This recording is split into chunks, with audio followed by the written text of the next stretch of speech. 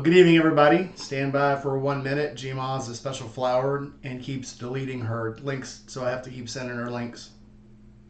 All right, Gma, you got it again. All right, welcome to the chat, everybody. Tonight, we're going to talk about where to go in Tampa when you're Forgotten Angels. To go eat, to go hang out, to go look at cool stuff.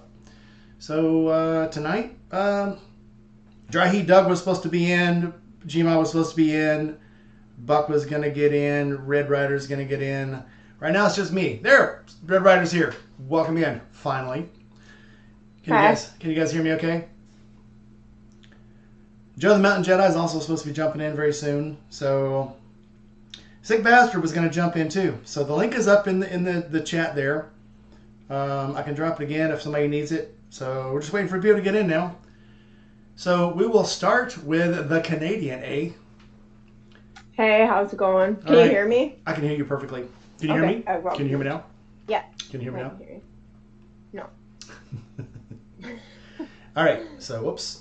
Let's not do that. Let's not do... There we go. Okay. All right. So, I guess we could start with you. You've been to the camp out twice now. So, Let's start with the first camp out. Where did people bring you to eat? Because you were the new Canadian, never been in Florida, never been in the southern states. The only places I went to eat was with you, I think. So we went to the Stein and Vine. Oh no. Yeah, we went to the Stein and Vine, and actually then, the last time I was in Florida, then I went to a couple places in St. Pete, but I don't remember the names of them. There was one that was like right on the Gulf. It was kind of a more not divey. And it was like this pirate theme. And then there was another place, I don't remember the names of any of them. So yeah, I went to a couple places in St. Pete. So you went to the scrambled egg with us too, right? The breakfast run, even though you didn't bring your onesie. Yeah, so, I did go to the scrambled egg. All right, so let's start with the Stein and Vine. What did you get at the Stein and Vine? What's there to look forward to? The tacos were really good. You've loved the tacos. But that's what I ate there. Yeah, I didn't go there, and I don't think I went there after that. So I just had the tacos. And then we went to the scrambled egg. Tell me this. Mm-hmm. So before you came down, have you ever had biscuits and gravy? Grits? No, I don't even think I tried them when I was there. Shock. We got to fix that. Yeah, I hadn't even tried. Well, I mean, biscuits and gravy. Like, I've had biscuits, and, like, I've had homemade biscuits and gravy with, like, roast or whatever, right? Like, but I don't know if, like, biscuits and gravy is, like, if it's, like, different in the States. Oh, it's yes. Like, I'm not sure.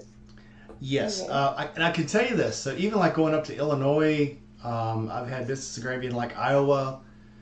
And they make them up there with, like, a vegetable oil or a shortening and flour. That's what they make their base with. Instead of butter? Well, when you're in the South, and they'll make it with butter. But in the South, you get biscuits and gravy. Your gravy roux is going to be made with either sausage grease or with bacon grease. And it will drastically change the flavor of the biscuits and gravy. Plus, we put a shit ton of pepper in it. So... that's to look forward to. In the gravy? Oh yeah, that's why they call it peppered gravy. Peppered gravy. It's actually a thing, and they sell it by the packet. Oh. But it's better when you make it at home. So I would like to apologize for starting the stream late tonight, but I had a really, really, really good reason, and that reason was this. I'll try not to show the. So I went and picked up a Harley, and last night. So I was on the duct tape podcast last night with Eric, with Sick Bastard, and they were all trying to guess what I got. And I will tell you that from last Monday's video, it was one of the bikes that I showed on the video. So if you guys want to guess, I'm going to really, really try. I talked to Doug about this last night. I'm going to really, really try not to tell anybody what it actually was. So Joe's having problems again. He must be out in his garage. Journey and Jerry, welcome in. So let's see who we had in the chat real quick tonight. But I did get a new motorcycle. I couldn't, so I went to look at the motorcycle Tuesday. Went back Wednesday. I actually I looked at it Sunday. And when I went to go online Tuesday, it wasn't there. And I'm like, oh crap, they already sold the bike. What the hell? So I went Wednesday to look, and they still had it. And I talked to the GM, and he's like, yeah, that's your bike. I was going to hold it for you. So they took it off the website. Oh, that's nice. cool. Yeah. So Locking you in. yeah. So I went, and I was like, when I was looking at it with my wife, I was like, yeah. I said, I'm not sure. I'm going to sell the BMW first. You know, we're gonna try to sell the BMW. Well, so when the GM came over, Patrick, really nice guy, awesome guy, and he's actually one of the Indy Ridge insiders. So he said, well, have you tried trading the BMW in? Are you interested in that? And I said, well, I tried before, but they wouldn't give me enough money for it. And he said, how much would they offer you for it? And I said, well, they only offered me $12 for it. And he looked at me and he's like, come with me. We can do better than that. So I told him what I wanted to sell it for outright. And he's like, let me work some numbers. So they crunched the numbers up, and he gave me what I wanted for it. He had to squeeze some numbers in there. So between the price of the bike, the price that he on paper offered me, plus he gave me another $1,000 rebate on top of it, it ended up being what I was asking for anyway. So I walked out with not a whole lot of difference between what I paid and what I wanted for it. And then of course I had to pay taxes and stuff. So I got my loan from Navy Federal, went up there with a blank check from Navy Federal, and paid everything off. So I paid off the title, taxes, everything, with almost nothing. So I'm very, very happy. Went up there today, and was hoping there was like, I hope the BMW doesn't break down. I hope nothing happens to it on the way. I hope, you know. And I get it up there, and they're like, "Are you sure you want to trade it in?" And I'm like, "Yes, I'm ready to trade it in." And so I said, I want to ride the bike first to make sure. I almost gave it away. I said, I want to ride the bike. And so I took it out, and as soon as I got it up on the highway, and asked him, I said, where can I ride it? He goes, you want to? Get up on the highway. Took it around. Take it all the way down to Grenada. Turn around and come back. So that's what I did. I took it on about a 20-mile trip. And by the time I got back, I was like, I don't even want to get off this bike. I'm like, they can bring the paperwork out to me. I'll sit on the bike, and I'll just sign it. I'll do it right now. So I have a new bike, and I'm really trying really hard not to give it away, so I should probably let somebody else talk. So first, let's see who's in the chat tonight. We've got a lot of people in chat tonight. I can almost guess who the first one in tonight, but let's see. So Serenity Kitty, Dry Heat Doug, obviously, because he's here. Paul Beardsley, GMI was already here. That's cheating. Why does this always do this to me? I'm having so much problem with this. So I know Sick was in here. Jerry was in here. And I just broke my other chat. Dang it. And we got a lot of people in here. We'll fall back to it. So let's go with, since Eric was the next one in. Eric, you've been to the camp out a few times. What would you recommend people go and eat while they're touring around Tampa? The only place I went to was the scrambled egg. There's got to be more than that. That's the only place I've been to. So how was this? So what'd you get a scrambled egg? What was it like? It was good. It was fantastic. It was. I got the biscuits and gravy. It was awesome. Good food. Tons of the portions were ridiculous, and I wanted to go to this. I wanted to go to the Dirty Shame. I wanted to go to. I'm gonna meet you, Red. I wanted to go to the place by the water. That you always mentioned. River's Edge. Yes, River's Edge. I wanted to go there, but I haven't been there yet.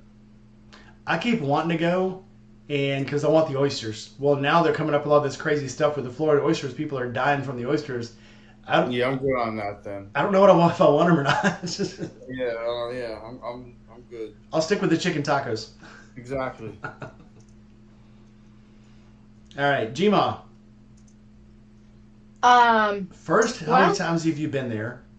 I think you're catching up to me now. I've only been there twice. No, I've only been there twice. Only twice? So you only went there when I went there? Yeah. No, you've been there more than that. No, Okay. really, I've only been there twice. I've been to Georgia a couple times in the interim, and a couple of other places, but I don't know. I just like to ride. But the places I've been to was that, what was that place we went to around the corner from the Ride Factory? We went to that. They had really good food there. And other than that, I've been to, there's a store up on the corner, and there's a Walmart that sells really good roast chicken, and a YMCA where they have a wonderful hot shower. So we went to Coppertail, and Yeah, that. I got the free dive beer, and I liked it so much that I got half a case to bring back to the camp out with me. It was very good. I remember that. So it was very tasty. I stopped and bought rum. Yeah, I stopped for a bottle of rum. I think we bought a bunch of stuff. We bought a bunch of liquor on that run. That's where we ran We off did. and left somebody. Yeah. Yeah, we did. It wasn't my fault. It was totally not our. What kind of beer? It was a free dive. This actually, hang on. I actually got these coasters to remember what it was. Oh yeah. So do you like lagers, or do you like IPAs, So let me tell you pilsners? really quick. So I love a pilsner. I love a blonde. Yeah. I love a stout. Well, we know will you love a not- blonde. I love a blonde. And but I will not drink an IPA. I used to drink an IPA and I didn't mind. And I went to work for a brewery one time, and the IPAs they had there. So a normal batch, which is 1,100 barrels of beer, takes about a pound of hops. This IPA that they were making there was a Brooklyn IPA, and it took 7 pounds of hops, and that ruined me on IPAs. Every time I taste an IPA now, it tastes like pine needles. I don't Tastes like eating pine cone. IPAs. Yeah. So yeah, don't I would rather a IPAs. stout. I would rather a lager. I love a lager with food. And I'm old enough now that I've drank enough beer that I know what beer goes with what food. So I'm a brew connoisseur. I don't know. I haven't really been much of a beer drinker since I think it was probably the 80s. Hi, Welcome, how Joe. are you? Am I here now? You're here now. Holy shit. Okay. Somebody Wait a left minute. their costume on. Somebody does. Y'all weren't supposed to see that. My bad. It's fine. I figured if I wrapped some tinfoil around him, it might help or something. I mean, hell, I don't know. So, Joe, Anyway. just so you know, I put you on the spot today. Okay. So when I'm up in Is he Harley, the only one from Tampa? they're trying to sell me all the upgrades and the warranty costs and all this other stuff. And I said, well, if I Fuck run that into any shit. problem, I said, well, if I run into any problems, I know enough people in the community.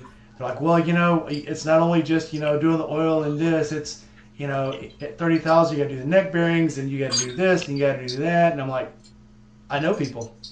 I know a guy. Remember we said in the video at that time? I know a guy. I know a few guys. So if I got something I can't do myself, I have contacts. Not a lot of people can say that, but I can. So. Well, and We- if you we buy their all can. maintenance agreements, you void it anyway as soon as you do any work on it. So Not anymore. They got sued. What was it, 3 years ago? They had to send out letters for all the Harleys to say that they no longer could differentiate. They could no longer be selective about sorting warranties. As long as you put oil in it and it's not because of your own incompetence that you mess something up, they had to service all warranties, even though if they had mods. Unless they did something directly to modify like valve clearances or something like that. Even if as long as the work was done by a competent, not a Harley, a competent technician, they had to service the warranty. yeah, Harley told me a stage 2 would void all that. So As long as they it's said that right out of their mouths. nope, they lied. As long as it's done by a competent mechanic, they have to service the contract. There are certain don't things care. you can't. There are certain things you can't. Like if the exhaust is less than a certain length or something like that, then they can kind of be really nitpicky about it. But they have a hard time nailing that thing down now. Yeah. Either way. So yeah, Joe, I might have to call you. for the Forgotten Angels, for the people that are gonna be at Forgotten Angels, since we're talking about food. What Nicely done, Angel. Nicely I want done. to bring this time. I want to actually bring like a decent amount of Canadian snacks that you guys don't get down there. Oh But I yeah. don't know what you guys don't get. Like I know you guys don't have all dressed chips and ketchup chips and coffee crisp. So I was gonna bring. How are those you for going to sure. carry chips in your bags, though? I'm gonna get into a checked bag this time. Oh, okay. It's gonna be the snack bag. So Well, don't you have pickle chips up there? Because we have a little bit down here now in Washington now. Oh, we have hot pickle chips Yeah, down here. you guys don't have dill pickle chips? Yes, we have. Yeah, well, we do. Sour, We have We hot have. pickle We chips. do now. Do you have and- sour cream and onion chips? Oh yeah. What kind? Oh, you do? You can even get Sour the cream you can and even onion. get the fully dressed. Sometimes you cannot get ketchup. I have seen nowhere you can get ketchup ones. You can get the fully dressed ones every once in a while. They're like a seasonal thing. You can get the yeah, some of the other ones, but the ketchup ones you can't get. And I always thought I wouldn't like them until I went on a trip to Montreal, and they had them. I brought a sandwich and they had the ketchup ones. And at first I thought they were barbecue because they were red. And when I had them, I'm like, this tastes like French fries with ketchup. I'm like, oh my god, new favorite thing. Went home, couldn't The find ketchup them. chips? Yeah.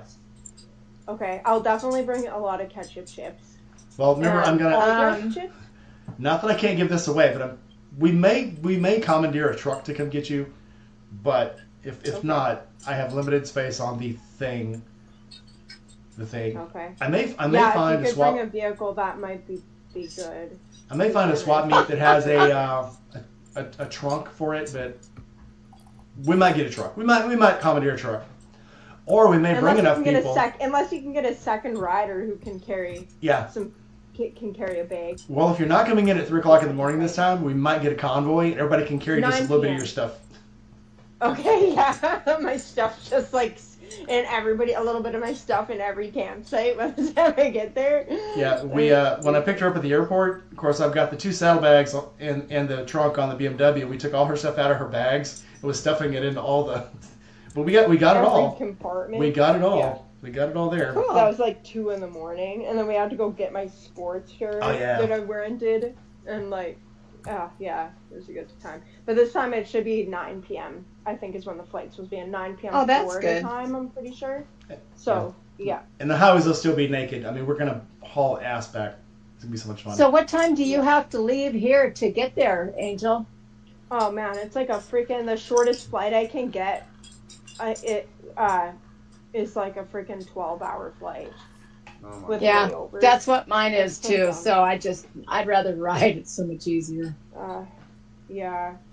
Well, Um. Well, I mean, if So, you yeah, got to but take a flight snacks. that's that long, man, just take a book and a pillow and just catch Oh, up yeah. to sleep.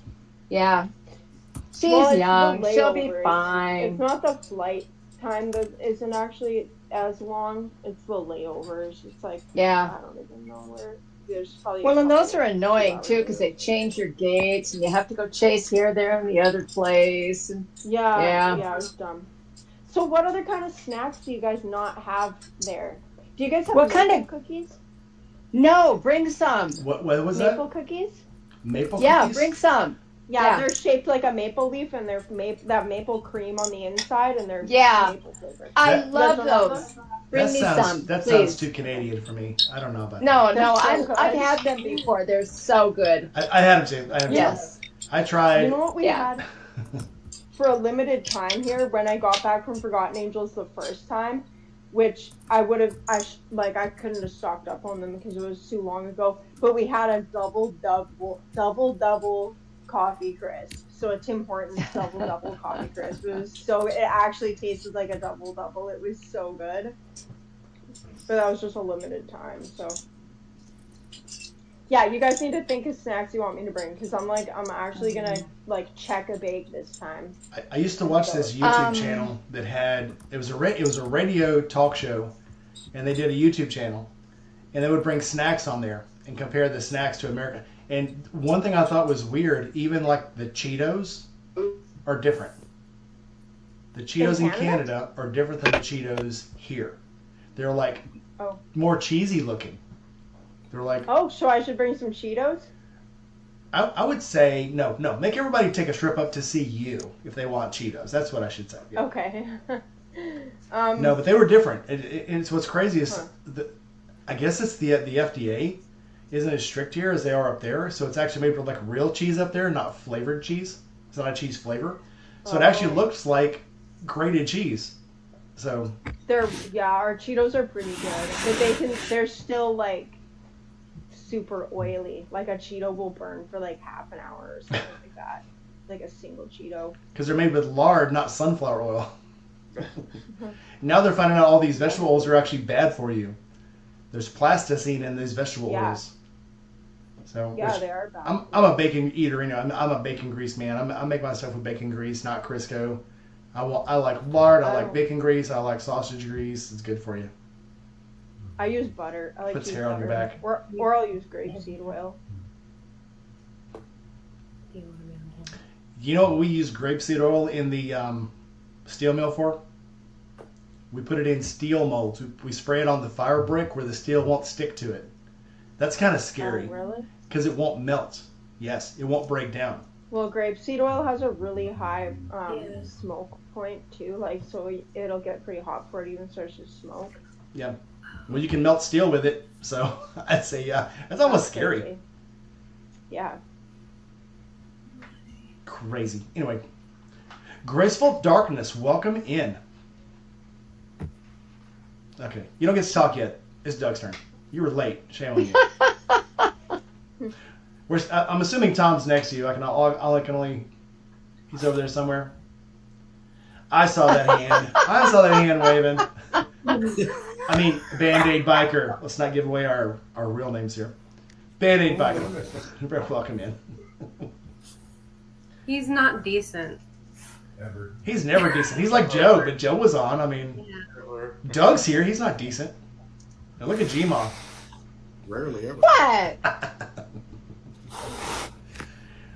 All right, Doug, you have not been to the camp out yet, right? No, so I don't know where I'm going. Nobody knows where they're going. I'll be lucky if I make it on the, what is this going to be, like the 5th attempt to go? Joe's on here twice. I don't know which one of him to cut. Okay. All right. Well, so what are you looking? So Joe, Doug, you've never been here before. What are you looking forward to? Oh, that stops. Motobomb, welcome in. I have a few surprises. Oh Lord. The one thing I'm actually looking forward to is hanging out with Jerry for a minute. He's invited me to a surprise that I don't think he's told anybody about. He's trouble. Right now, I'm gonna have to get a hold of Jerry and worm that way out of him. I'm getting somebody's back feed. I'm pretty sure there's some comparable DNA, so we're good. Journey of Jerry's a good fellow. Nice fellow. Neil, I forgot to say you hello. So Snake Boot, Neil, Keith Huntsman, Serenity Kitty, Paul Beardsley, William Allen. Everybody's popping in tonight. It's a good night. It's a good night to be here. Who all on right now is from Tampa or Florida? Is anybody other than Joe? So Actually Joe and in Florida? so Graceful Darkness and Band-Aid are close to there, not exactly in Tampa, right? No, but we're 8 miles from Forgotten Angels? Yeah. Oh, so you're you're pretty close. Mm-hmm. So you're close enough to catch all the work parties, huh? Yeah. Lucky girl. Yeah, I was just like wondering like who actually lives lives near Tampa and knows like the good places to eat that only like you have to live there to know about kind of thing. Yeah. The last camp out they had a poker run, and I went on that, and I forget the name of the place we stopped at. It was a brewery / restaurant, and I have a picture of me and David and everybody in it. I forget the name of the place. Road Rock, Toad, Stone, Toad Rock. Jesus Christ. Yeah, whatever. It's right around the corner from Forgotten Angels. Yes, they have a great beer. They have a brewery there. Yeah. And then they have a food cart outside, which is freaking awesome. Yeah. And I can't remember the name of it now. Yeah. There's an ice cream place around the corner. Is it Stone Frog Creek? Stone Creek Frog? Frog Creek? Dang it. Yeah. Wife unit says James Joyce Irish Pub and Reuben Egg Rolls. She also said to kick Joe out. Kick both. Ah. I don't have the ultimate version of the Riverside, so I can't kick people out. Oh. The only way to kick people out is to do a invite only on the page, and if you do that, it takes longer to get people in. So I try not to. Yeah, we need wife unit and Joe to tell us where to eat when we get there. Yeah. I never really wind up leaving the kitchen area because when I hang out there, I get to see everybody anyway, so it works out pretty well. Yeah. Mm-hmm. There's also air conditioning in there, so. I'm trying to find this Oh, place. I think I should just look up Forgotten Angels and then on the map and just like follow it over. I tried looking at it in my Facebook, but it was, however long ago. It was forever ago. It was one of the stops, the check-in. It's called Bullfrog Creek. Yes, Bullfrog Creek. That's it. Bullfrog Creek. Yes, love it. That's what it is, yeah. Yes, and the beer was very good there. Actually, I did a interview there. I interviewed the guy that runs the place. So I'm horrible that I can't remember people that I interview. I'm a bad person. Well, how many have you done now? How many interviews? 70 something. A lot. So see, yeah. But still, once you interview somebody, like you're friends for life. I mean, you've like bonded. You've like learned Yeah. things about them they never even knew about themselves because now you're making them say it out loud. So. Oh, we've got a suggestion from Drew. If you want some high dollar dinner, you could go to Burns Steakhouse in Tampa. Ooh. And Wife Unit is telling us to go to Barrios for tacos in Ybor City. Well, somebody told me to go to. Who's making a list? Yeah. Well, Who's making a list? This is the hysteresis right Checking here. it We'll twice. watch it again before we go back. The chicken pit, the chicken pen, the chicken coop. It's somewhere down in toward Ybor City. Something to do with chicken? It's a chicken sandwich place, and it's like you gotta eat behind the They place. just didn't have chicken at all. Well, how many have you done now?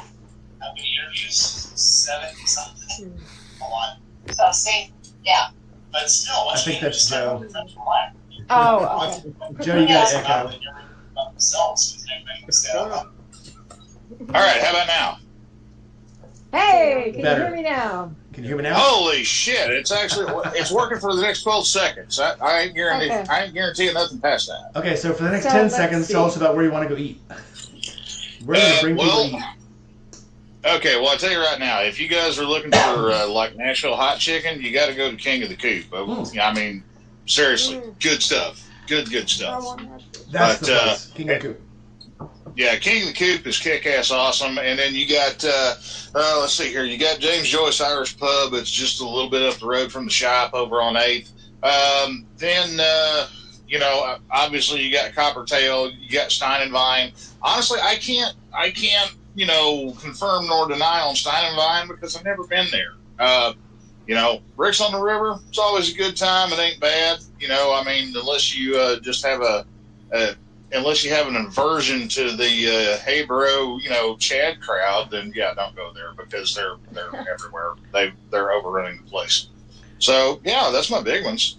What's the best pizza?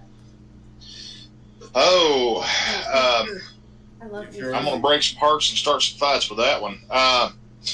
Honestly, New York pizza that's right there on the main drag in Ybor. It's okay if you're just walking around and you've had a few already. But if you're a sound-minded body, you probably ain't gonna like it because if you take two pieces and push them together, you can change oil in your truck, man. I mean, it's just too damn crazy. Yeah. Now, like their hot subs and stuff, like their Philly, it's awesome. Just make sure you let that damn thing cool off first, because I swear to God, they cook it in the trunk of their delivery car. Because it's like a freaking lava loaf whenever it shows up at the shop, man. I mean, I know that we're only a few blocks down the road from them, but damn, that thing shows violence. So, is there a better pizza place than the one in Ybor? I was muted. Or do you not like pizza very much? There's I just thought of another one. I'm going to abstain from answering that because I'm kind of pizzaed out at this point right now. The Raccoon, was it called Raccoon City? It's like right over at the shopping mall that's like right around the corner from the red light from Forgotten Angels. Like you're heading towards Walmart, but all of a sudden you take an immediate left instead of going down to Walmart. You took an immediate right. That sounds familiar, but I've not tried it. I think it's called the Raccoon City Pub, which obviously drew me straight to it. Yeah, if you're a Resident Evil nerd, you know what's up. You know? And they had karaoke, so. That would have you. Hey, we got Buck in the house. Buck, I was gonna Good make evening. some conditions on sending you that. Make sure you weren't eating Reese's Cups. I'm not eating nothing. I'm not even driving, even though I'm sitting in this driver's seat. So listen, Hi, everybody. You sent me that clip the other day, and I immediately had to stop on my way home and get Reese's Cups. Me Did too. you? Yes, because I was like, well, fuck, now I need a Reese's Cup. So, Yes. damn it. Yes. So good though. Reese's Cups are so good. Reese's Blizzards are awesome too.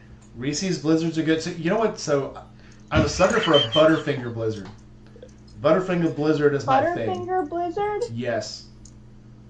So good. Welcome I like to the banana States. Some split kind of blizzards. a chocolate bar there that I don't think we have here. Because I remember last time I was there and there was all those like Halloween candies or something like that.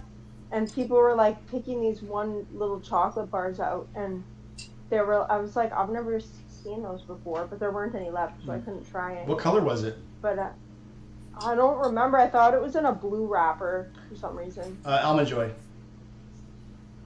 No. Maybe it was Butterfingers. Butterfingers are in an orange or yellow wrapper. Maybe that's what it was. Butterfingers. Yeah, they got blue letters on them. You don't have Butterfingers? I don't think I've ever had a Butterfinger. No. Well, I don't think we have. Oh, them they're in so Canada. good. Never going to Canada. You know what? Embargo in Canada immediately. Never going back. As long as Canada never runs out of Labatt's, I'll go back. I used to work for a guy who built coaches. They'd go up and get the Prevost coaches No, from I'm not a fan. Montreal, and they would drive them down, and they would load the whole bottom up with Molson Ice under the coach, because they would seal the carriages, and he'd get the guy to seal about 40 cases of Molson Ice under the carriage when he drove it across the border. And they had tags. They had the little the metal seals on them, and they wouldn't open them up. Good times. Probably can't do that anymore. This was in the Here we mid- go again. Sounding like a mid-90s. drive-through speaker. You sound fine. Nope, Yeah. you sound good, You're Joe. good. Y'all sound like crap on my end. I Really? mean, but anyway. Yeah, I'm gonna sit here and act like I look like I know what I'm doing, and I don't. I don't have a clue. Just So nod your I'm just head. gonna catch up. I'm just gonna catch up and chat for now, y'all. Lala. Lala is a good source. Got Lala and Joey in there. So Lala and Joey also love Steinevine. So other than Steinevine, though, Lala and Joey, where would y'all request people go? Where should people go? While they're thinking about that, I can get back to Graceful and Band-Aid Biker. So where would you recommend people go? As a We local? absolutely love Thunderbox. Where? Thunderbox. Thunderbox? Never heard of it. But you're Mr. gonna- Dunderbox. It's off of Bruceby Downs, so it's Tampa. It's just north. It's like the best German food that we have found. Oh, nice. I love schnitzel, and their schnitzel is amazing. Oh yeah. I forgot about Carrabba's. When I was building the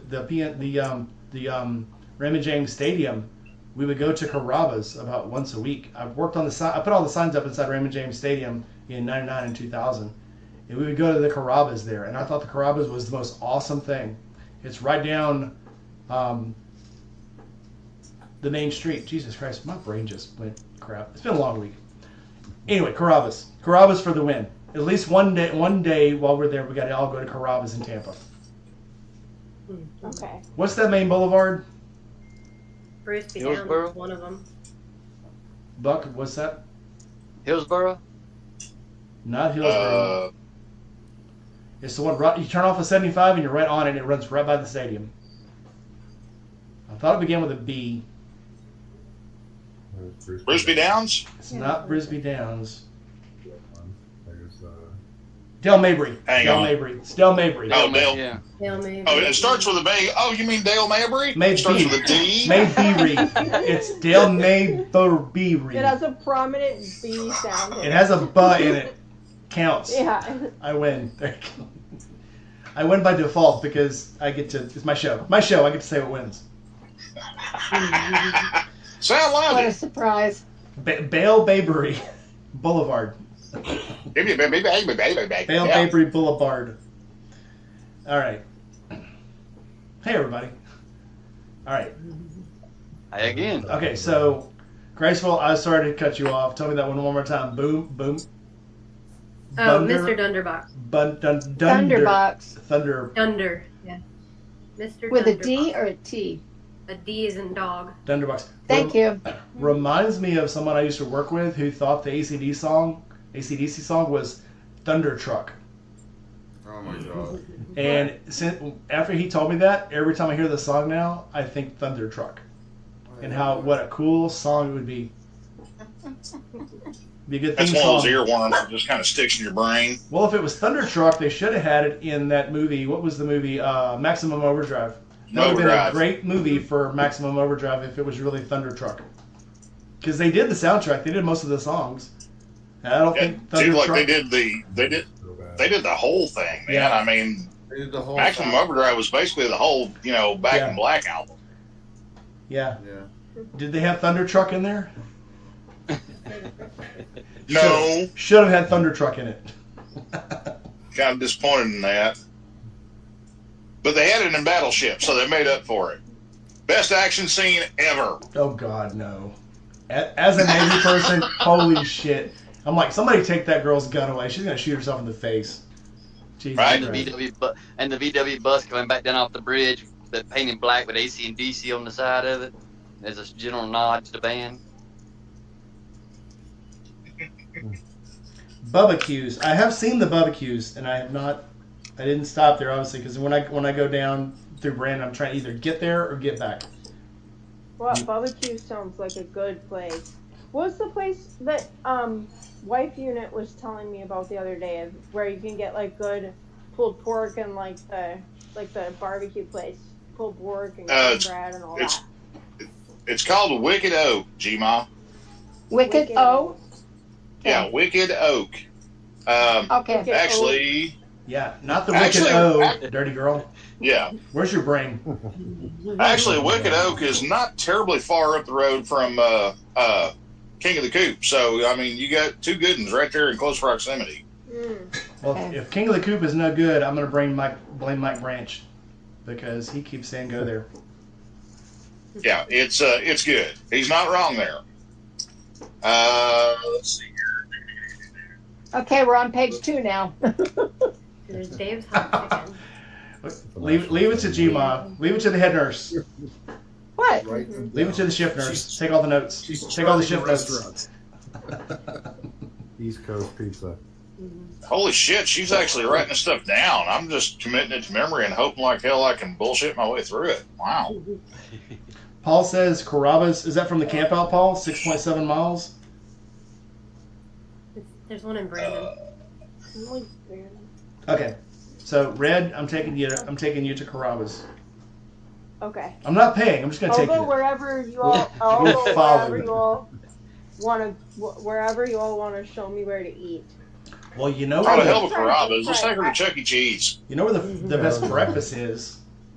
Wawa. No, I did. Waffle, Take- hell yeah, Waffle House. No, Wawa. Take Angel. I went to Wawa already. We had take good Angel- breakfast there, didn't we? Oh, what was it? Yeah, it She- was good breakfast. They had good coffee. They have good breakfast. Their They have good coffee sandwiches. was not the same as Tim Hortons, though. Yeah, but Tim We Hortons go to the is. Village Inn for breakfast. Nothing wrong with I, Timmy's for breakfast. Oh shoot, I was gonna. Oh yeah, I did try deep fried gator while I was there the first time. Wait a minute, deep fried what? Alligator. Gator tail. Oh, okay. Sorry, Um, internet issues, and that sounded like something it wasn't- totally different there. oh. It was good, but it wasn't. Wait, but hey- I mean, I only tried one piece. Wait, I want to know what Joe heard because my mind is as guttery as it is because Gma says my mind's always in the gutter. I have no clue what to even think. Joe, what did you hear? I thought she said deep fried wieners, and my mind automatically went to corn dogs, and then it went to the bad Actually, place. that sounds so that's pretty why I'm good. back up. Well, deep fried hot dogs is a thing. And they're Yeah, very they're good. deep They're fried, very yeah. good. You got to cut them Have you ever first had a- because things happen. Otherwise, they pop and they Yeah, look It's funny. better when they pop. Yeah. Have you ever But you had can a put deep more fried mustard Mars on 'em. bar? Yes, that is the shit. So They good. make them at the state fair Okay, here. you try those. Yeah. And, like, okay, deep Yeah. fried Mars bar, and it's pretty sweet. Yeah. But you have those and freaking Yeah. chase it with a Burt Reynolds shot. So good, actually. Yeah. It's pretty sweet, but it's actually a good combination. What is a Burt Reynolds shot? Does it Burt sound Reynolds like a is, hot Lone Star? No, what the heck's in a Burt Reynolds again? It's a sweet shot. It's like a liqueur. It's a couple types of liqueur. I think it's Gima, don't you know? I'm looking it up right now, though. Yeah, I don't remember what's in them. I just know that they're pretty good. They're what all the 19-year-olds drink when they go to the bar. We get some Burt Reynolds. They all want to Okay, do shots, I but got they're it. too chicken to do a real Sounds shot. like a slippery nipple. Oh, this is my kind of drink. It's 1 ounce of butterscotch schnapps, and you top it with 1 ounce of spiced rum. Yeah, Sold. they're good. Yeah, Yep, they're really I'm good. in. Okay, So we that's- can do Burt Reynolds at Forgotten Angels. So that's not a Yeah, You we're guys gonna be don't have- drinking you that. guys don't do Burt Yep. Reynolds shots down there? Well, we will now. I usually just Yeah, drink it's like rum a thing shots. Burt Yeah. Say- Reynolds is like everybody drinks. What about picklebacks? Do you guys drink picklebacks? They have them. I don't know. I think it's Proof, just whiskey. Captain Morgan. I think it's just whiskey and pickle juice. And pickle juice, yeah. And then you drop the you drop the shooter of pickle juice into the whiskey, and then you shoot it all back together. Oh, see, we like to have the shot and a shot of chaser, and you do the shot, and then you do the shot of chaser. Man, I'd rather shot Yeah, to the pickle jaw juice than do a is shot of so pickle good. juice. Ugh. I like pickle Oh, juice. yeah. I don't know if I'd put whiskey in it though. I'm not sure if that's ruining the pickle juice or ruining the whiskey. They're really popular. I like 'em here. both by Like, themselves. picklebacks, yeah. Like you saw so many of those. Like in the summertime, working at a bar here, everyone's ordering picklebacks. Nice, that sounds Okay. good. Yeah. Speaking of shots, You guys do those other ones with the Red Bull? Not me. Well, there's a bunch with Red It's like Bull. a Red Bull shot. So there's Red Bull with grenadine in it and I think vodka, and then that's a slutty redhead, and then you've got Red Bull with Jaeger, and that's Yeah, Jaeger bomb. also a slutty Called the redhead, Jaeger bomb. Yeah. and then you've got Jaeger and whiskey. That's also some kind of slutty redhead. Anyway, anything with Red Bull I think is anyway. Never mind. Jaeger bomb is the one with what did you say? Jaeger and Red Bull. Jaeger and Red Bull. That's a Jaeger bomb. Yeah. You should get a slutty redhead. Nothing against redheads, but that's my thing. It's got vodka. Also with Jaeger. Yeah, we used to make this one at hey, the Mike? one bar I worked at. Yes, sir. Mike, Yes. I married a redhead. Did you? Well, I'll meet her at the camp out. Oh yeah, you're gonna meet her. Whatever goes on between now and then, that's going to predetermine how you're going to meet her. So is she the Jaeger with whiskey, or the Jaeger with vodka, or the Jaeger with tequila? all Yes. three. All three. Yes. She can put away some alcohol. It's impressive. Shit, game on, and then karaoke. Oh yeah. Oh, speaking of which, I'm also taking. So you guys be thinking about what karaoke that you want me to sing, because I'm going to be doing this for charity. So pick a good song. La La So we're is. going to pay you to stop? You're gonna pay La La. La La is my karaoke pimp. I think La La used to be in my karaoke pimp. I think she was. So pay La La. La La will tell me what to sing, and then I'll sing it for money. For money. Nice. I got $50 for you to sing "It's Raining Men." For $50, I might actually do that. It's a good cause. Yeah. I might even put on a wig. Shit. Oh. I'll bring you one. And a full skirt. If you And donate I'll bring you $50, if you donate $50, I'll do it. By God, I'll bring you a damn wig. I'll bring you a tutu and a tiara. I didn't say nothing about a tiara. Whoa, I got standards. Come on. Sing, No, you don't. All right, well, No, I don't. here, I'll bring these. How about that?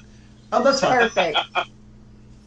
Speaking of songs, Joe, maybe we could get Rainy Rider in on our quartet that we're gonna attempt.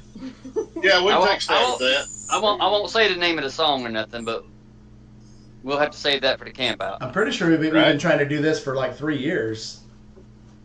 Is it the same one? There was one that Maybe. Jake from State Farm and me and you and I can't remember who else was going to do it with us. Yeah, I believe it is. Okay. No, oh yeah, I'm game. Let's do it. All right. I sang all 4 parts the other night.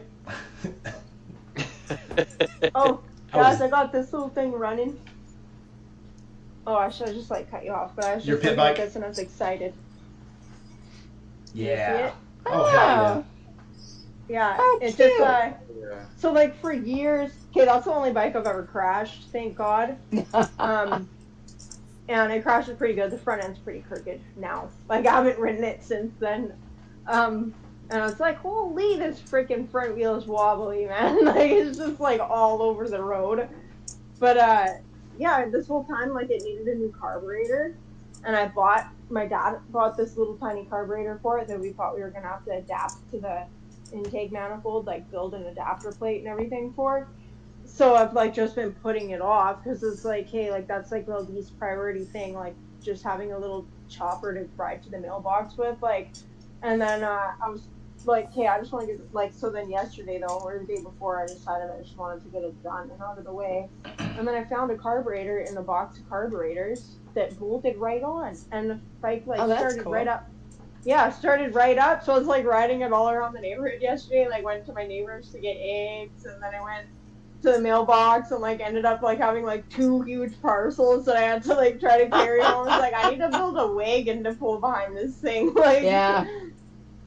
yeah. it's But pretty- I used to work at an independent shop that sold the off-brand stuff like that for a little over a year, and I'll tell you right now, Angel, it is terrifying the amount of go fast stuff that you can find for those things like Cheap. I mean, they are scary, stupid fast if you throw a little bit of money at it. Yeah, it's a 49cc. It's a little It was a little dirt bike. And then my dad, like all the got rid of everything. He built the frame out of handlebars, like the curves in the frame. He got like old handlebars and whatever. Oh, that's built the cool. frame. Made the body work, made the seat pan, just like totally build it custom. And then so yeah, I was like, I'm taking this to Shovel Fest next time. It'll be my little get around vehicle. Is that one got the auto clutch in it? It does, yeah. So it's all the way up's neutral, and then I think it's 4 down, and Yeah. no clutch. Yeah, so no hand clutch. You know they make those things as like a 125cc motor with big valve head and all that stuff that's got a 4-speed gearbox with a hand clutch in it. Really? Yeah. And see, quality control is not really a thing over there, in the land of the rising biolab, and Yeah. so every now and then we would get in 4-wheelers that were supposed to be 50cc automatics that had the 125cc motor in them, and I had too much fun with those things. I almost put one through a wall because all of a sudden the brakes quit, and then that's how I broke my tailbone because I was riding wheelies on one and I looped it out. So yeah, Oh, man. So they're out there. Okay. I got a question Yeah. for everybody but Joe, because Joe probably knows this. Does everybody know what happened to the Sportster? Why they stopped making the Sportster 1200? I don't know why they I have quit. no idea. I've heard the speculation. This ain't speculation. This is real. I saw it. Whoo, boy, howdy.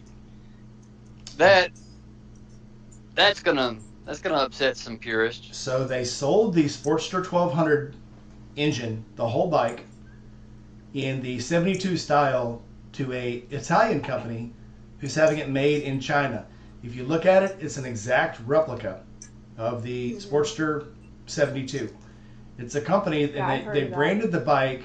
It's called the what's Thor's new axe called? Stormbringer. It's called the Stormbringer. It's called the Stormbringer 1200V. I think my dad actually told me about that actually when that happened. It is the Sportster. They sold the prints, the boxes. I don't know if they sold the molds or not, but they sold all the prints, the rights to it, and the not the case, not the molds, but the engines, all the specs, and all the leftover engines. So when you look at this, I gotta say, I'm not surprised. the shitty part of it, it's cheaper. It's a better built bike with a digital dash, and it's cheaper. Yeah, like I said, I'm honestly not surprised. And they're all over Italy right now. So if you look up the Stormbringer 1200V, you'll see it, and it's an exact replica of the Sportster 72. It's insane. Even the crazy little 1200 logo on the bottom on the right hand side over the points, exactly. Mm-hmm. It's insane. Yeah, go figure. It was cool. I wonder how many people will buy it. All the Harley haters will buy it. All the people who hate on Harley. Well, it's a Harley. I mean, it's a Harley that's it's not Harley anymore. It's a better engineered Harley. I mean, they did everything to the bike that you wished Harley would have, like a fully digital dash, and better timing.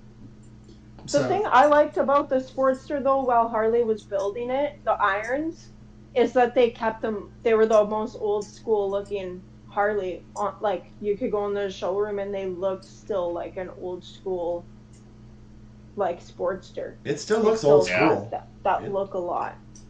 Yeah, I've retarded mine. I've actually made mine. I tell people that mine's a 21, and they're like, "There's no way that's a 21," because it looks. Once you do certain things to it, take a lot of crap off of it, it's a really good looking bike. Mostly that weird ass fairing that they put over the headlight, the cowl. Take that off. They went down to that old style paint. Me personally, I mean, I've never really been a big fan of the rubber band sporty, from 04 up when they went rubber mount. And to me, it just doesn't look like a proper Sportster. You know what I mean? I don't know. Call me weird. Call me a purist. It just, it don't really do nothing for me. I mean, I got Angel's bike sitting over here right now and everything, and I mean, his bike's unique to him. It's got his personality all over it, but still, I look at it and I'm like, buy a rubber band bike, I love mine. They do actually look quite different, the rubber mount, than the rigid mount ones. Yeah, my Sportster's a rigid mount. Therein lies the problem, because if you don't have the engine mounted in there just properly, it tends to break engine mounts. A wee bit, yeah. But, I mean, that's academic, okay? Well, yeah, but at any one time, I only had, like, maybe 2 bolts holding it in. Other than that and, the force of gravity, so. That's one more than what you need. That's right. That's what I always thought. Yep. Serenity Kitty said last camp out all he drank was wine. Has anybody here ever had... so I went down to Colombia and Chile, and they have this drink called the Buzzard. And it's Coca-Cola and sweet red wine. And it will knock you on your ass. That sounds like a good way to ruin wine. Oh, no, Jesus. Oh, it was so good. It's like somebody was saying here, saying it tastes like a grape knee-high until you can't find your feet. The girls at the club that I used to work at, I managed this place, and they like to get drunk at work because they can make more money that way on tips. And so they would always pay me extra to put wine in their house drinks. So they would drink Coca-Cola with red wine. With wine in it? Yeah, Coca-Cola and red wine. So disgusting. It was, and they drink 7-Up and Leaper Milch, which is like a white wine. But if I don't want to buy nice wine, if I want to have a drink, I don't like a lot of canned drinks because they're usually too sweet and carbonated. But if I just want to buy cheap wine, I'll get cheap wine and I'll mix it with like cranberry cocktail, cranberry cocktail, and with a bunch of ice or like frozen fruit, and that's really good. It's just like I call it like my trailer park sangria. But yeah, like that's pretty good. But like wine and Coca-Cola, like that just like I imagine that. Just, I mean, I promise they you were it's- just they were just doing that for the end purpose. No, you I know? promise you it's good. It's good. Definitely on a hot day. It'll cool you off, but it's also very good. It's very like sweet, quenches your thirst. It's cold, and it's like Gma said. It gives you the end result. So yeah. Yeah. You know, we haven't Yeah. heard very much from Graceful and the Band-Aid Biker today. How are you guys doing there? Hi, I'm good. I have a cold. Oh, okay. They're on mute. The Oh. ick is running through here Oh, right Looking at okay. the YouTube one, and Even it's, the like, dogs always had colds. behind. Okay. now. I just thought I'd check in on you. Hadn't heard anything for a while. I'm working on everybody's stickers. Okay. Oh, yeah. no, I forgot. I got to get that taken care of. I need to count Yeah, I sent mine. you an email. I don't know if you got it. Email? Okay. I need to count mine. Make sure I have enough. Right now I've Well- got what, whiskey, Yeah, it's getting the busy Okay. season for y'all. Eric, and I've got Bleak that I'm working on. Okay. Well, I'll have mine to you within the next couple days. Yeah. What's your lead time?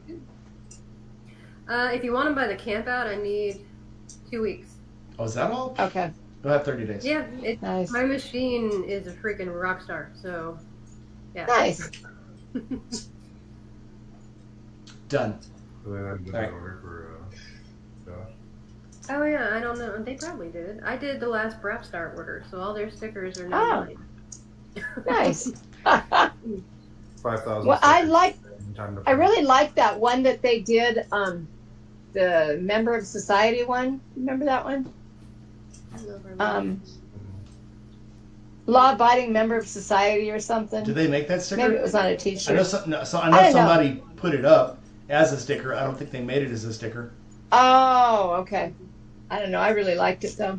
I thought it was cool. Somebody put it up on I think on Instagram as a joke and said he should make it. Yeah. So, but yeah, if he made that one, I would definitely get some because that's awesome. A law-abiding Yeah. biker Nothing to brigade. see here, folks. Law-abiding citizens club. That's what law-abiding citizens club. Oh, I that. remember that Thank from you. one of the videos. Thank Yeah, you, Snake Boot. you had it. Yeah. I know. I'm trying to come up with a different sticker design, but I've got nothing. I like mine. I'm gonna stick with mine. I mean, it's Yeah. So I called Very distinctive. I called Harley the other day, and I gave them a bunch of T-shirts from a year and a half ago to give to their people. And so I call up there, and this girl's and I'm saying, yeah, I'm trying to find out if they want to bring the tires up there to put on the BMW or just trade it in like it is or whatever. And I said, well, tell her. She goes, what's your name again? I said, it's Michael Keaton. And she says, okay. And I said, well, tell him it's Rainy Rider. And she goes, what? I have one of your shirts. I want to meet you. When are you going to be here? And I'm like, it's like, I promise you there's nothing to see here. I'm up there all the time. You've probably seen me 20 times. You just didn't know who I was. Dude, you can hide in any Lowe's across the country, okay? You're one of those people that just blends in. If I put on some brown boots and stand at the corner, I someone will can pick me make up and you a go do wig their out of my yard. hair if you want, and you'll never blend in again. Like everyone will be like, "Hey, Red Rider's down in the States," and then Rainy Rider will turn around. No, I don't have a butt. No, they'd never mistake me for you. No, ever. Yeah, I don't blend in. I'm like, if I want to blend in, I have to go to the grocery store. It's like going to the grocery store with a freaking hoodie and a mask and my hair all done up and sunglasses on. And it's like, maybe nobody will talk to me now. No. Your hair is very. I know maybe 2 people that have that hair. Yeah. There's probably 1,000 people that have this hair that I can just name off right now. 1,000 hell. Yeah. I'm You need catching to add a up couple to of you. commas. Yeah.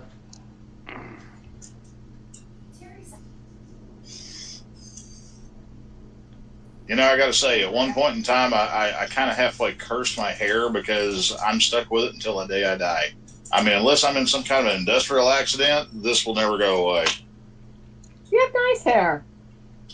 That's the problem. I got too damn much hair. I need to go get a haircut. That's bad when your mom calls you a damn hippie. Yeah, I am done with hair. I've tried to grow my hair back a few times, and it's like I can't. It feels like something's crawling on my head. I just can't do it. I've been without it for so long now. It was just the problem I got is like whenever. Yeah, well, the problem I got is whenever I go get a haircut and everything, and then I go to put my helmet on. Two things. Number one, it's like, okay, this don't feel right because it's like way loose now, and then my hair hides my big ass Dumbo ears, so they always get hung up and feels like I'm tearing my ears off every time I put my helmet on. Yeah. Yep. All right, Buck, you So- haven't talked much. Which restaurants do you want to go to? Bigger question first. You bringing your trailer? Which trailer? The one you can sleep inside. Yeah. Okay. I have I have a guest I'm actually bringing this time.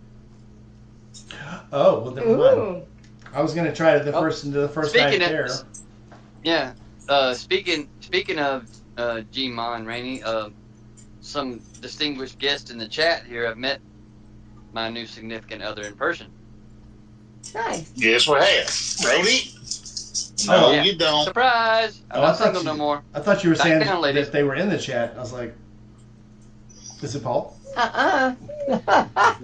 Is it Drew? Sorry about that. My dog tried to make a break for it again. I hate when that yeah. happens, Joe. My dog is sitting here asleep in my chair. I will say this: I got wife units approval, so I'm good. Little husky in Ah. there. What is that coming from? I had to mute you, Joe. God Sorry damn. about that. What was that? Okay. It's safe now. I'm sorry about that. That's my garage door. It's fine. Oh, okay. Yeah. Sorry about that. Listen, I thought my garage door sounded like it was falling apart. Every time I open it, I'm like, kids, it's gonna fall off now. I thought the Nazgul was coming to get you. Somebody had turned Sterling's chickens loose. One way to rule them all. Yep. But Yeah. no, Yeah. my idiot dog tried to make a break for it. I had to put the garage Oh. door down. Oh. Yeah. But yeah, I'm planning on bringing the camper, and Mom, she's doing better. She's feeling up. Oh, that's good. She's feeling a lot better now. So she got a positive report from her doctors that the chemo is working and the cells Good. seem to be shrinking. So Good. Damn as good. long as she's feeling up to the trip, she's gonna make it because she done missed the last two because of family stuff. So Life, yeah. Well, I gotta hit the road, no, we guys. should. Go have fun and give my regards. I will. Bye. Kids, Bye-bye. Let us see you all. let us know which It's one of good us to got to see pick you, you up from the Angel. airport. Fine. Which Fine. There's like 10 of us Well, are going to pick her I up from think the it's gonna be airport. a convoy. It is. Everyone's gonna Oh, bring we their can- bikes, and each person's gonna bring one little piece of my luggage back to the campground. One We can bike all to go. rule them all. Scavenger hunt. Get to have a fun scavenger hunt later. Somebody Oh, can so take you're not- socks, somebody else can take t-shirts, somebody else can take underwear, somebody else can take your pants. So, And then get so there you're and try to figure out flying who in- has what. Not flying in at midnight again. Not I think I'm gonna be there at 9 Florida time, like 9 at night. I'm pretty sure is what the flight says. I sent Rainey a picture of the thing. Awesome. And I've got it. yeah, I'm pretty sure it's 9 Florida time. Even if it's 9 my time, that'll still be like, I guess it'll be midnight your guys' time, so it's not quite as bad. But I'm pretty sure it's 9 p.m. Florida time. Sweet. Traffic-wise, either one of those would be great. We'll figure it out once Yeah. we get there, and hopefully we'll get there in Yeah. time to take a little nap first, instead of like last time where I had time to take a 2-hour nap and it was the worst thing ever. You were awake Yeah. for like 36 hours. I woke up 4 o'clock the morning before, went to work, left immediately after work, went home, grabbed my shit, took off, drove all night, got there at like 9 o'clock in the morning or something, and then I had to drive out to Tampa to pick up my tent and the sleeping bag from somebody else's house that had it. So I made it back to the campground at like 4 o'clock. Then everybody wanted to run out and eat, so I went out to eat with them, and they wanted to go to Walmart, so I went to Walmart. Got back around like maybe 7 o'clock, and I'm like, okay, I'm going to try to lay down for just a couple hours. And I laid down, and I literally had a dream the angel was like, "Where the hell are you? I've been waiting for 3 hours." And I woke up and I'm like, "Oh shit." So then I just stayed up and I went ahead and drove up there, and then her flight was a little bit late, so I slept longer on the back of the bike than I did at Forgotten Angels. When I got there, I went to the radio lot and I just slept in the parking lot for like an hour. Jeez. And then went and picked you up and looked like absolute shit, but I was there. So. Yeah. Memories. Hey man, I've got some Memories. things out in the cell phone lot. Angel, go. Don't be late to your thing. Okay. See y'all later. See y'all later. Have a Bye. good night. Bye. Bye bye. Good night, John Boy. All right. I don't guess biker girls getting that. It's bad that we're old enough that we all get that. Oh my god. Imagine, Bob. Yeah, Shut I up, know, Mary right? Ellen. Hands above the covers, John Boy. Ooh. Oh man. It's a nice That was- shirt you got there, Buck. That was from boot camp. But yeah. Back to other stuff. The food recommendations. I had made one before, and we never got to go. And it's on Hillsborough Avenue, and it's a little old hole in the wall in the little Asian district, and it's right behind the Taekwondo, right beside a Korean church and a market. One family. Do you know what the name Korean is? restaurant. One family. Korean One restaurant. family. Okay. I know where you're talking about. I've never been there, but I know where it's at. Well, there's some. You want to talk about authentic, real deal Asian food. It ain't this Chinese or Japanese takeout crap. This stuff you can sit there and literally eat for an hour. Oh yeah. It'll be a rough ride back, but There's a Mexican restaurant right across the street from the Chick-fil-A as you're leaving Walmart. And every time I go to Walmart, I'm like, oh, yeah, I want to go to that place. And then I never go. Because they have half-price margaritas. And I'm like, I want to go. Well, I'm sure they got some pina coladas, too. But anyway, John, that was my sock. and seeing as Joe. how I'm mentioning restaurants, we were talking about shots. I had heard of a recipe. G-Mom's probably heard of it. The cheeseburger shot. That sounds terrible. That's an Yeah. ounce of tequila, an ounce of pickle juice, and an ounce of tomato juice. You pour them in 3 separate shots. You take the tequila first, then the pickle juice, then the tomato juice behind it. And after you random fire, rapid fire succession, all 3. And once you take that first Now breath, that sounds like fun. it tastes like you've eaten a cheeseburger. That sounds like a hate crime. I'm not letting any of you buy me shots.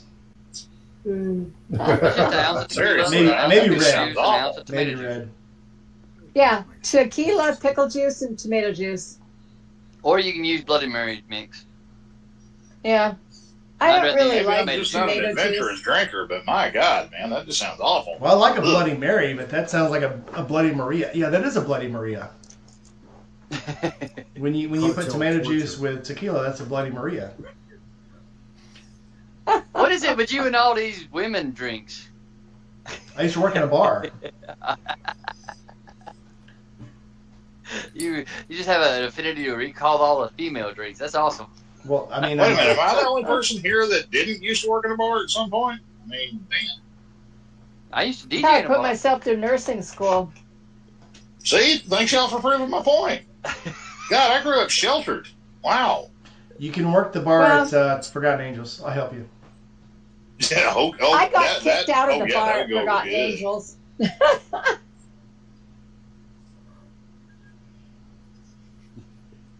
Well, I worked the bar the last time I was there, and then Shelby came up all drunk and was kicking everybody from behind the bar. And I'm like, I'm working the bar. She's like, nobody behind the bar. And I'm like, all right, shit, fuck, okay. Yeah. Bye. He was more than drunk. That's why. He's an asshole drunk. I'm not even going to mince words.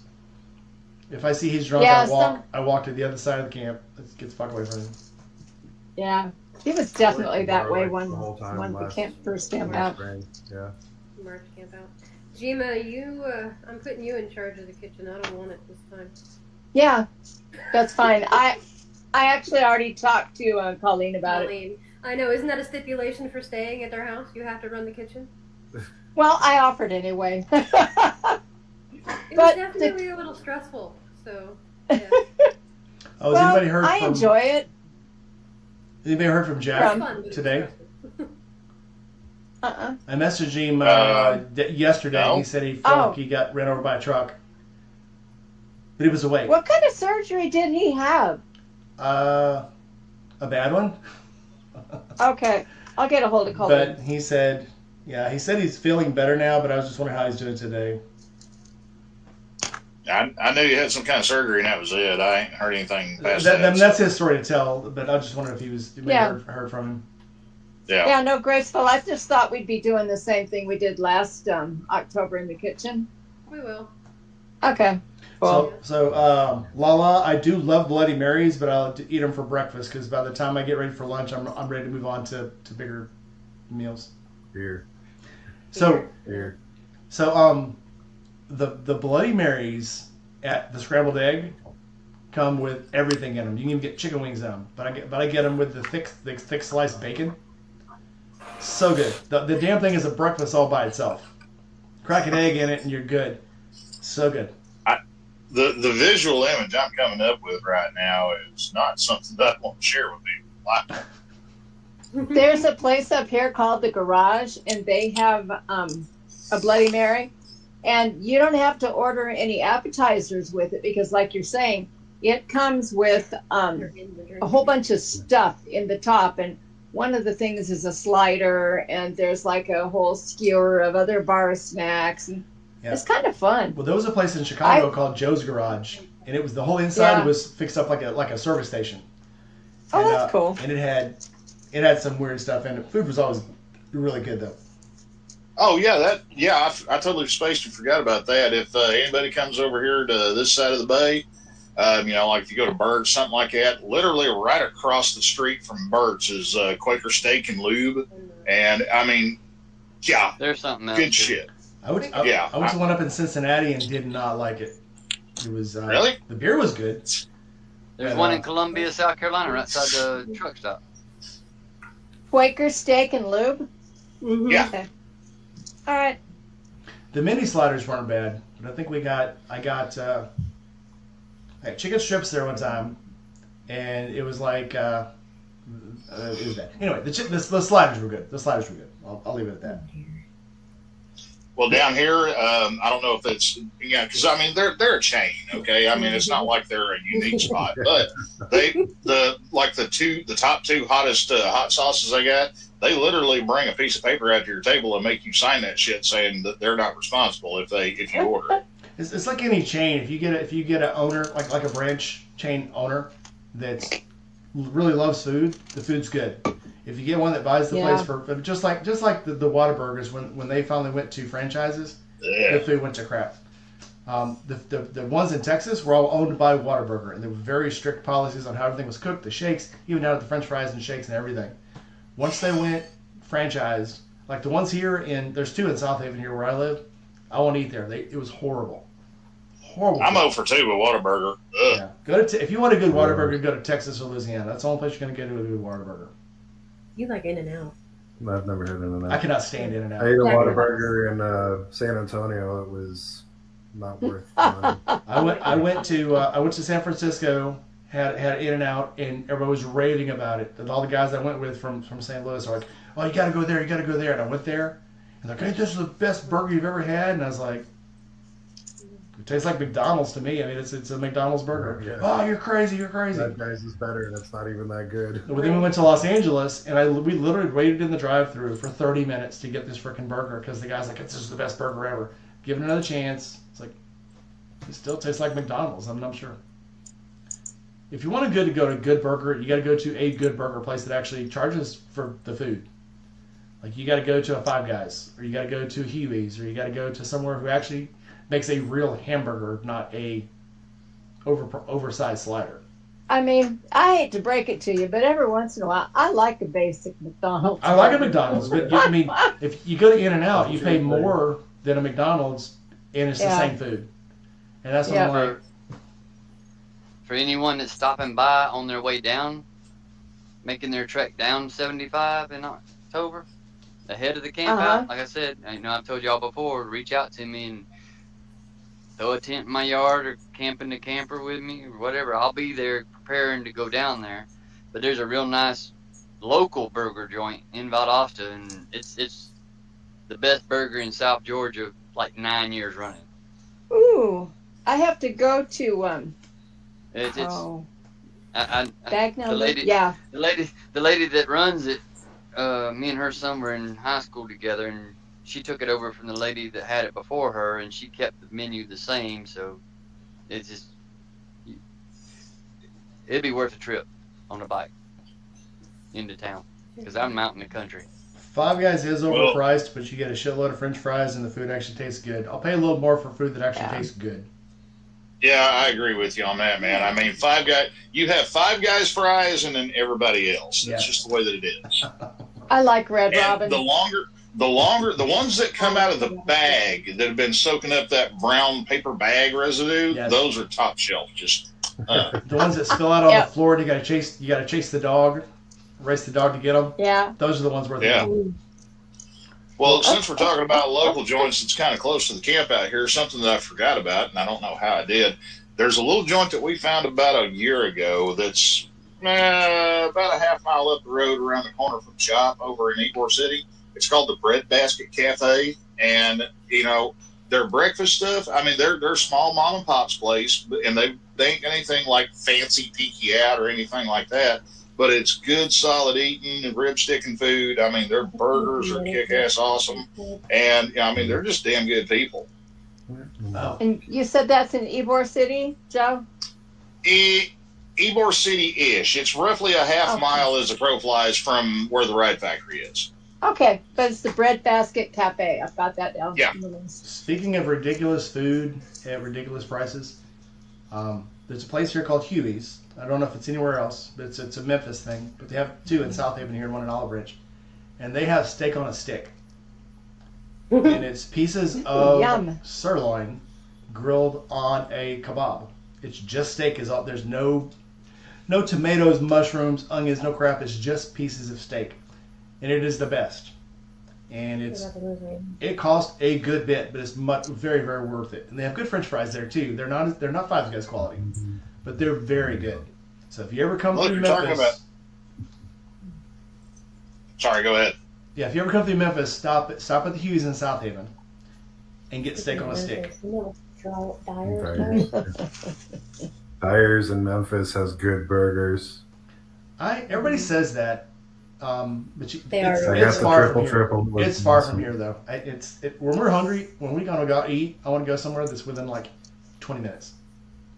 Right. Well, I mean, nobody goes to Beale Street unless they mean to go to Beale Street. No, I will not go to Beale Street. I went to a bike night in Beale Street one time, and literally before you could even get on the road, I drove down, looked for a place to park, heard gunshots. It was like, nope. And that's Memphis. What do you expect? Well, they'll have bike down on Beale Street for about 3 weeks straight, and all of a sudden they close it down until the next year because the police are like, okay, we'll have it open until people start doing burnouts and people start shooting people, and then we're closing it. So they'll make 3 weeks in the spring, and nobody's shooting each other or doing burnouts out on the middle of the street because Beale Street's a really nice street. It's brick. It's very, very. What's the word? It's a traditional type street, and there's a bunch of cool. So BB King has a restaurant there. They've got, I think the original Lee's Fried Chicken is there, and then there's another restaurant, I think the Dyer's. But it's like it's not worth going to if you're going to get shot at. So. Yeah, we went to Beale Street exactly one time when the kids were small, because we had to do the whole, obligatory nerdy tourist thing. So we go to BB King's to eat dinner and everything, and as soon as we got back in the car, I don't even think we had the key in the ignition yet. And wifey snaps around and looks at the kids. She's like, "Lock your doors now." Dinah said somebody was shot on Beale Street an hour ago. Yep. It's Friday night on Beale Street, and I don't know why the crazies. Yeah, I don't know why. So we have really nice stuff around Memphis. You've got the Pyramid, you've got Waterfront Park, and it never fails. You go to somewhere really nice, and all of a sudden the dumbasses want to come out and start shooting each other and fighting in the street. And it's like... That's why I park across the river. And I hide in a hole. Yeah, I would not. Yeah. Now, there are some things worth going to Memphis for. One of them is the steak place. Rio de Brazil. Texas de Brazil. Oh, Brazilian steakhouse. And speaking of overpriced, it's about $100 a person to go. but it's Yeah, but they walk around well with worth meat on it. a sword. It's well worth it. Oh yeah, well worth it. Meat on a sword. Oh, so basically a Disney budget. Got it. This is Yeah, well. there This you go. is. I mean, they literally you can get sides. You can get a salad bar, but they walk around. You flip your little flag, and they'll bring you these skewers of meat, and it could be lamb, it could be ribeye, it could be anything, and they cut you off pieces of it, and you get as much as you want. Me and Diana went, and it was just me and her, and then we had two friends with us, and mine and Diana's part was almost $200 for just a drink apiece. I Ow. think she had tea and the meat. Mm. It's That's an a lot of experience. money. It's an experience. I'll tell you that. That's what you're paying for, really. Yeah, Yeah. that's like a like I once think every. of a lot better. I think a lot better experience is I can spend $100. Well, I mean, like Joe said, it's a Disneyland experience. It's not something you're going to go, hey, every Friday, let's go to Disneyland. That's something you plan for. You go there, you experience, and you're like, well, that was nice. Let's come back in 5 years. And so, unless you live in there and get a season pass or something, but it's just one of those things. Speaking of burning your nads off, so I'm from Louisiana, and I had friends come in, and we went to a crawfish boil. And if you've never gone to a crawfish boil, it gets you get sauce and spices all the way up to your elbows. And I'm telling the guys, wash your hands. We're going to the bathroom. We got buckets of beer. They keep bringing the crawfish out. And I'm going to the bathroom, wash your hands. Go to the bathroom, wash your hands. And eventually you're drunk enough to forget to wash your hands.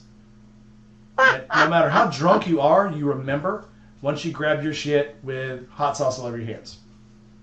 Absolutely. And then it would literally sober you up, because you gotta grab the tender parts of that shit to drag it out, especially if it's winter. And yeah, you'll know quickly. Just saying. Ow. Yeah. You want to visualize it.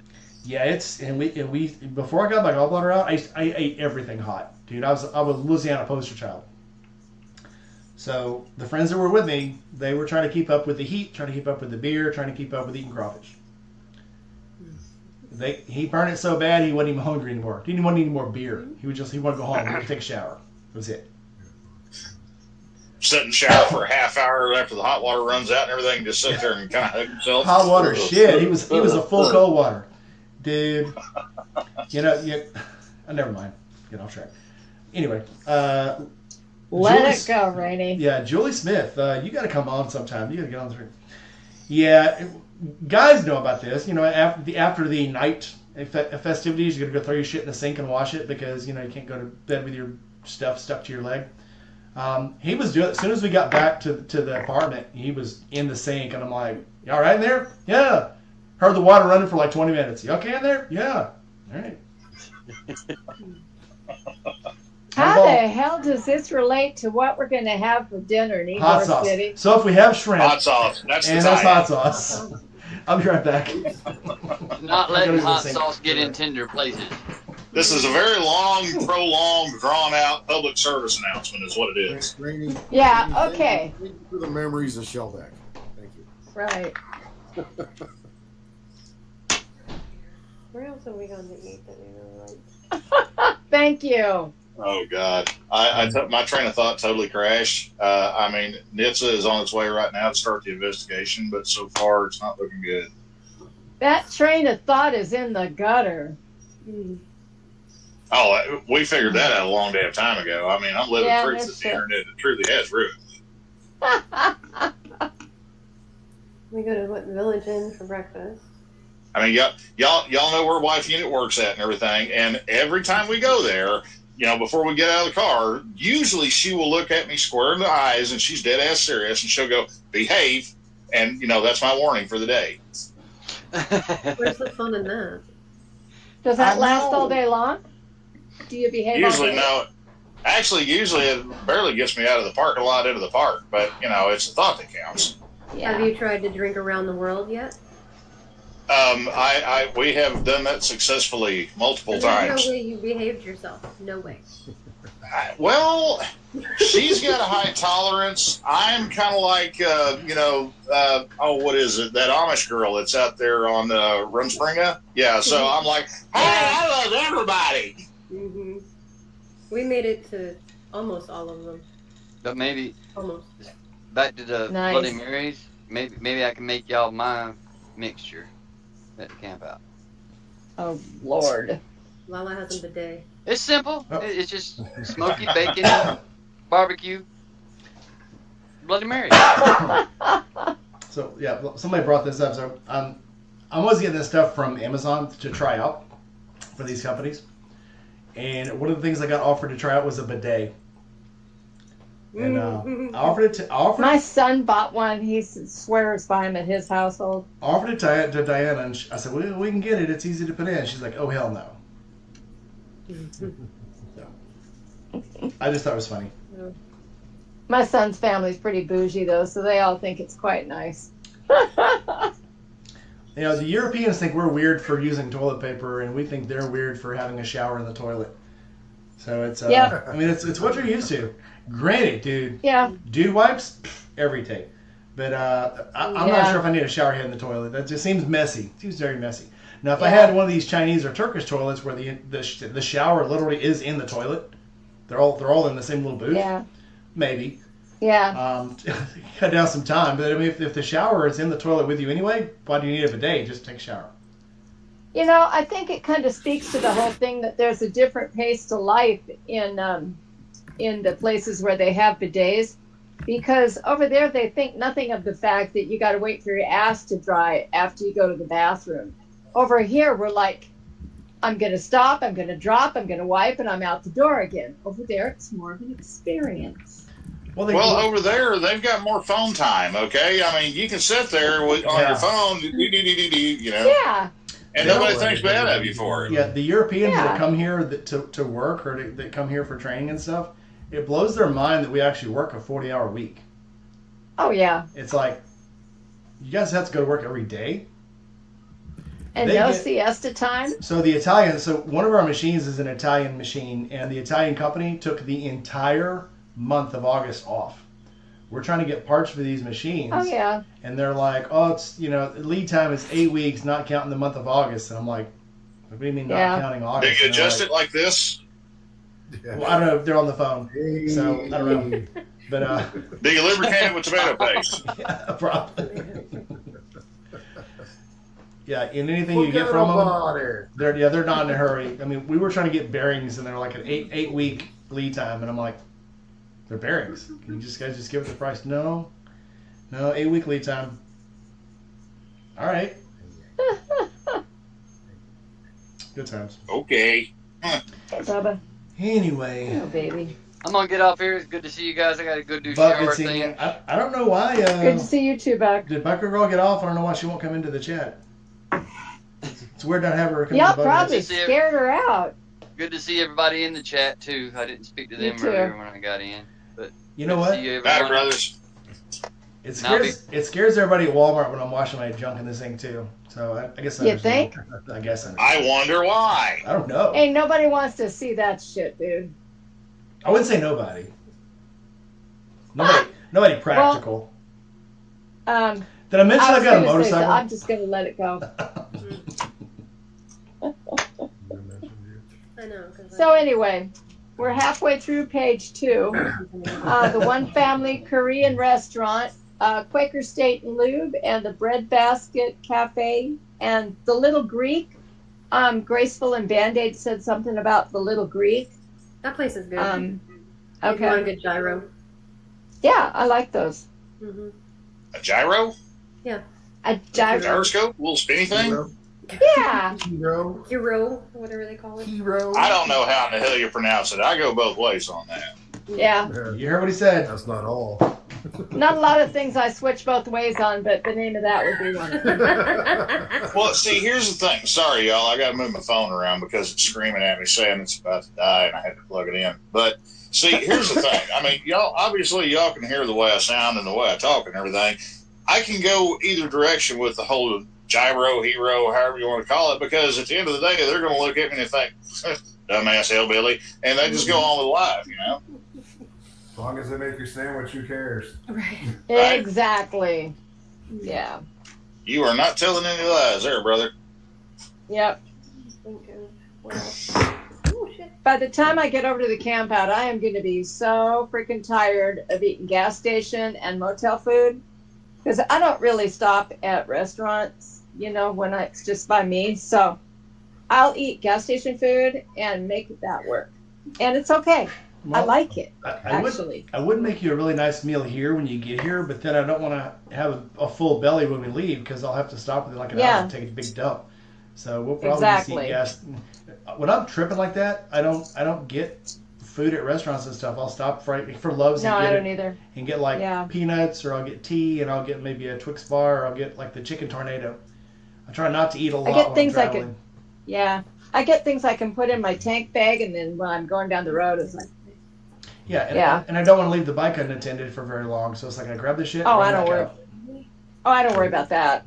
I have left my bike unattended for a long time, and I've never had any problems. I know that one day that's going to bite me in the ass, I'm sure.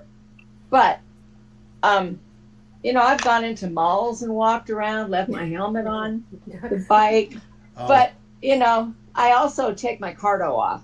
And I don't leave the GoPro on, so. I take the GoPro off in my cardo, and I'll leave the helmet out. Yeah. So, speaking of highfalutin people, Drew said Boccaccios for deviled crab. First question. Where? What's a deviled crab? Oh. Is that like a stuffed crab? Yeah. Yeah.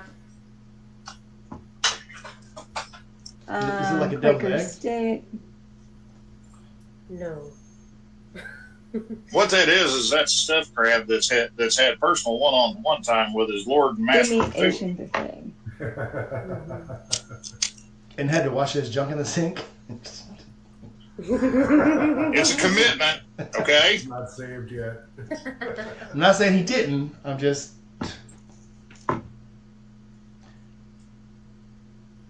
I do have Magpie's. I have Magpie's cookbook. Yeah. Yeah, but I went to her camp out one year and she fed us all pizza. It was great.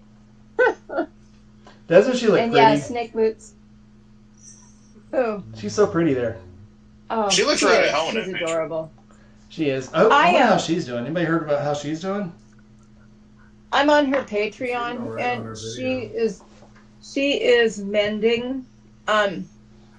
Come to find out, the trailer that she was talking about, she was testing out that trailer on the down low, and she doesn't really want to play that part up too much.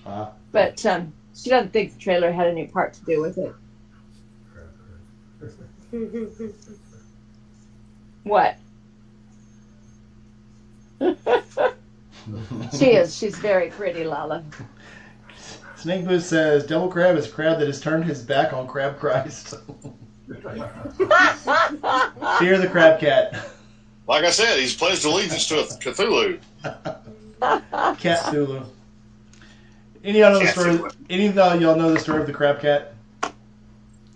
No. One of the YouTube channels I watch. Do I want to know? One of the YouTube channels I watch. I'm all ears. His alter ego is a goldfish, and he has this animated goldfish that's his sounding board. And the goldfish is always talking about the crab cat. Fear the crab cat. Because goldfish are afraid of cats and they're afraid of crabs. And the one thing that they fear the most is the crab cat. And they had t-shirts printed up that says Fear the Crab Cat. And it's a picture of this crab with a cat's head and little paw claws. And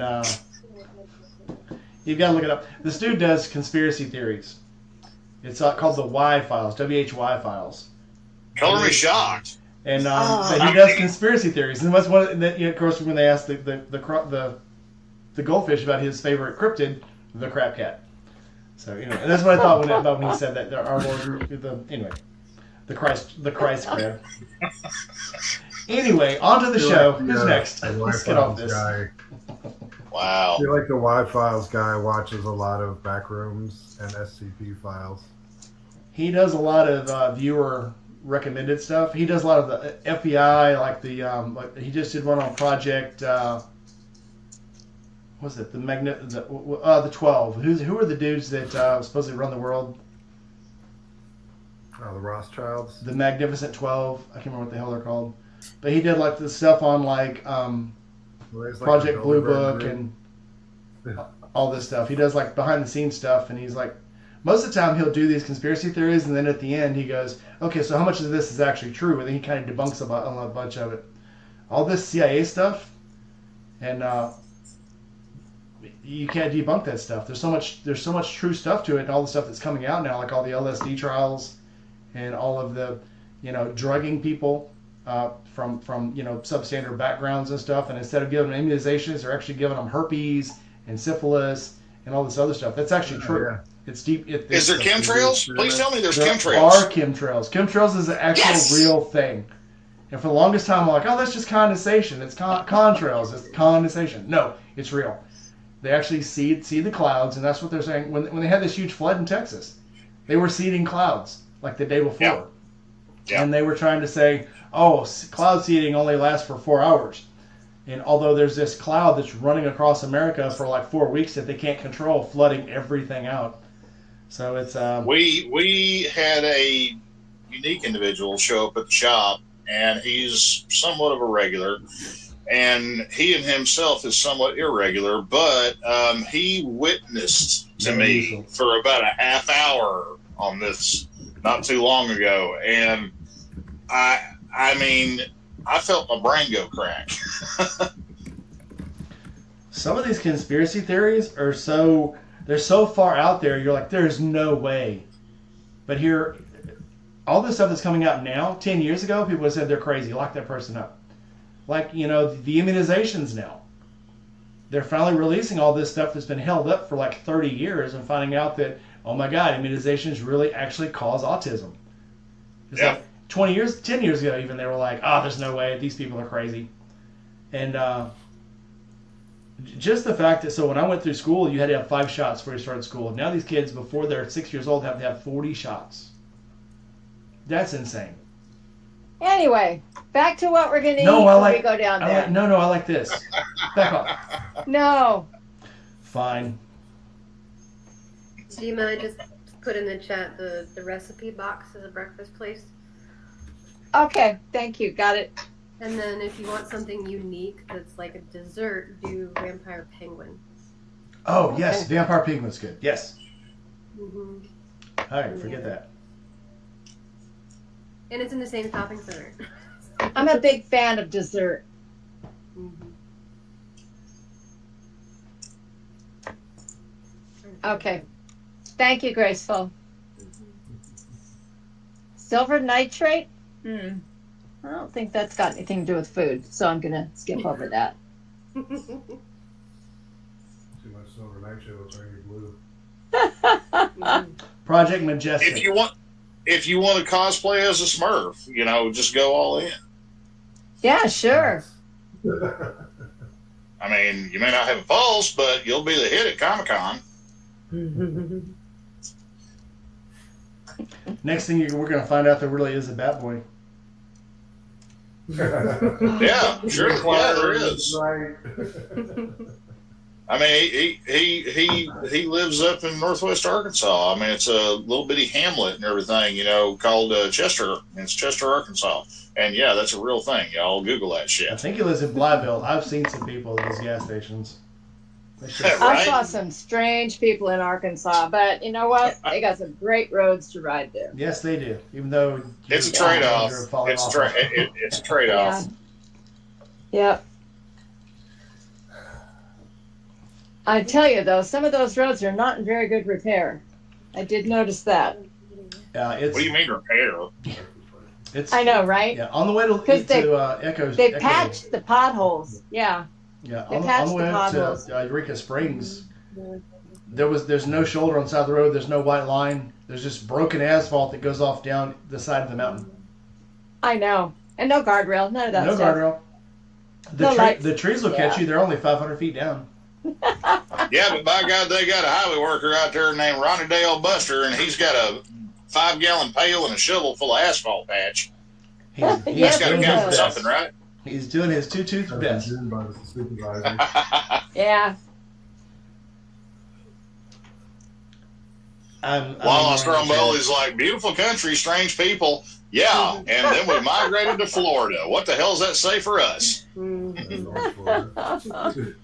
not sure what's worse, Florida man or Arkansas man? I mean, at least Arkansas man is like kind of, From Arkansas. you know what he's gonna do. There's real no surprises. Florida man, surprise every day. Are you talking about the Florida man that I think you're talking about? All of them, Jesus. Oh, okay. Oh, there was something happening at the camp out. It was funny as hell. I'm not going to say it on here, though. The only thing funnier than Florida man is Australia man. I was watching an interview with this guy. He was on a talk show, and he's talking about how an alligator had bit his foot. And he's like screaming for help, and I'm thinking, the alligator got his foot, and he's screaming for help and shit. He says, yeah, next thing you know, there's a pulp, and my foot's on backwards, and then so I'm screaming for me mate, and when he comes down, he's like, mate, hey, help me out, mother. He's like, you're not coming up for the beer? No, mate, no, man, I got this crock on my foot. Oh, I see that. And I'm thinking, okay, it's not really serious, just maybe a little, croc's got his foot. It was a 16-foot crocodile, had twisted his leg off, and was trying to break it off. And this guy's talking about it like he's got a mosquito on him or something. And well, yeah. It took a while for it to settle in. Oh, shit, this guy's leg got twisted off. And so then he starts talking about how his buddy had to saw the rest of the skin off where the the crocodile could get away and not drag him back down the bank. And he's talking about it again like it's like a little small inconvenience, So yeah, Australian man is much, much weirder than Florida man. I give you that. But then you do have the Florida man that was at the wedding, and we'll never outlive that one. She even had some of her wedding pictures put like the wedding picture where she's staring out the window. She had some pictures made of that dude in the shorts outside the window for her wedding pictures. That was hilarious. Oh my. If you ever go to the camp out and we're taking our shirts off and we do karaoke, that's for Cindy, because Cindy said she wanted to do an homage to Florida man, so we were taking our shirts off when we sang. That's why we do that sometimes. If you're wondering. We get to the camp out, y'all ain't seeing me take my shirt off unless I'm on fire, okay? We're gonna get you so drunk. Nobody needs to see that. We're gonna get you so drunk. Women do not take their shirts off at the camp out. You I'm a happy drunk. No, they just jump in the ponds. Except for one, and it surprised everybody. And it surprised me most of all because she was behind me when it turned around. She never shirt on. So at least she had a sports bra on. I'll give her that. Mm-hmm. Yes. She was trying to live the dream. Let the girl live her dream. Nothing wrong with that. Mm-hmm. I do think the bike I have now would be better on guardrails or on those roads up in Arkansas, so I got to try it again. Yeah, I'm looking forward to taking the Road King through Arkansas.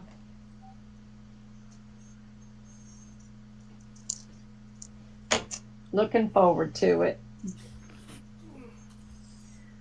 trying to think of more food places. We've only lived here like a year. Me and the wife have been talking about heading back up to Tennessee and hanging out with some people up there that we're real tight with, because we haven't been back to Tennessee since we moved down here back in 2017. So it's been a minute. It's not that far away either. Yeah, well, it ain't that damn close neither. Whenever you got like a job and shit, and you kind of. Well, unfortunately, I'm one of these people where whenever shit goes south, like with a quickness, I'm the first person that somebody calls looking for answers, and I'm just like, there's times I wish I could turn my phone off, but I can't. It's because you know stuff, Joe. Yeah, that's a curse. Okay, that's not a gift. That's a curse. I have the same thing, dear. Yeah. OCC Roadhouse isn't bad. The food's okay, but it's not something I would recommend for people to go get. I'd recommend going to the OCC Roadhouse for the museum and eating while you're there. But if you're going to the Burt's Barracuda anyway. Yeah. Yeah, just go across the street to Quaker Steak, though. Yeah. I can honestly say I've never ate at OCC Roadhouse, so I got no frame of reference here. But everybody that I've talked to that's been there, they're like, It's kind of, you know, you can tell her trying to be nice about it. It's like, hey, you can say it's crap, all right? It's fine. You're not going to hurt my feelings. Yeah. It's not so My much that favorite it's crap; it's food. And as our old guardian used to say, it makes a turd. It's not bad. Yeah. Like you wouldn't spit it out. You wouldn't say, "Oh, I'm not eating this." It's okay to eat, but it's like not like you go there especially to go to OCC Roadhouse, unless you just want to go there to say you went. Do you remember when we were there that night, Rainey, and that guy brought his dog in, and it was so cute, and it's this little dog. It's about yay big. Guy brings it in, very well mannered dog, puts it up in a chair, and dog just kind of sits there. They order their food, and when the food comes, this guy gets up, he puts a little napkin around the dog's neck and proceeds to feed the dog dinner. It was so cute. I mean, the dog just sat there and nicely waited to be fed. That's a spoiled dog. Oh no, we lost Doug. Oh, there's Doug back. Doug came back. I was like, oh my God, and I thought my dog was spoiled. But it was just so cute. Hey, hang on. Pump the brakes there on that for just a second, Lila. When I was working at Indian, they had a local company down here somewhere in St. Pete that would buy the little wooden craft crates that, you know, they sell it like Hobby Lobby and shit like that. But they would paint these things, they would pad them, they put liners in them and everything. But they sold these things in the parts department at St. Pete Power Sports for the people that would come in and buy like an Indian Vintage or something like that, you know, or a Dark Horse. That way they could have their little, you know, pedigreed hamster, gerbil, whatever in the hell it was, you know, take a ride with them. And it baffled me because we would put one of those things on about once or twice a month. Wow. I mean, this is also the place where whenever I first moved down here, you know, I'd walk out and I'd grab a bike out of the service lot and everything to pull into the shop and start working on, and my ass would start burning. And then all of a sudden I'd reach back and I'd feel like, what the hell, man? These idiots have got their damn seat heaters cranked all the way to the moon along with grip heaters and everything. What is wrong with you people? It is 80 degrees outside. Yeah. These are the same people that wear hoodies in June. Yeah. Maybe they're well diggers. I mean, working at Indian, most of our clientele that had a newer-ish Indian, I can assure you, they ain't digging no well. They're hiring that shit out. That's an Arkansas joke. You don't know that joke? I know that joke. Colder than a well digger's ass?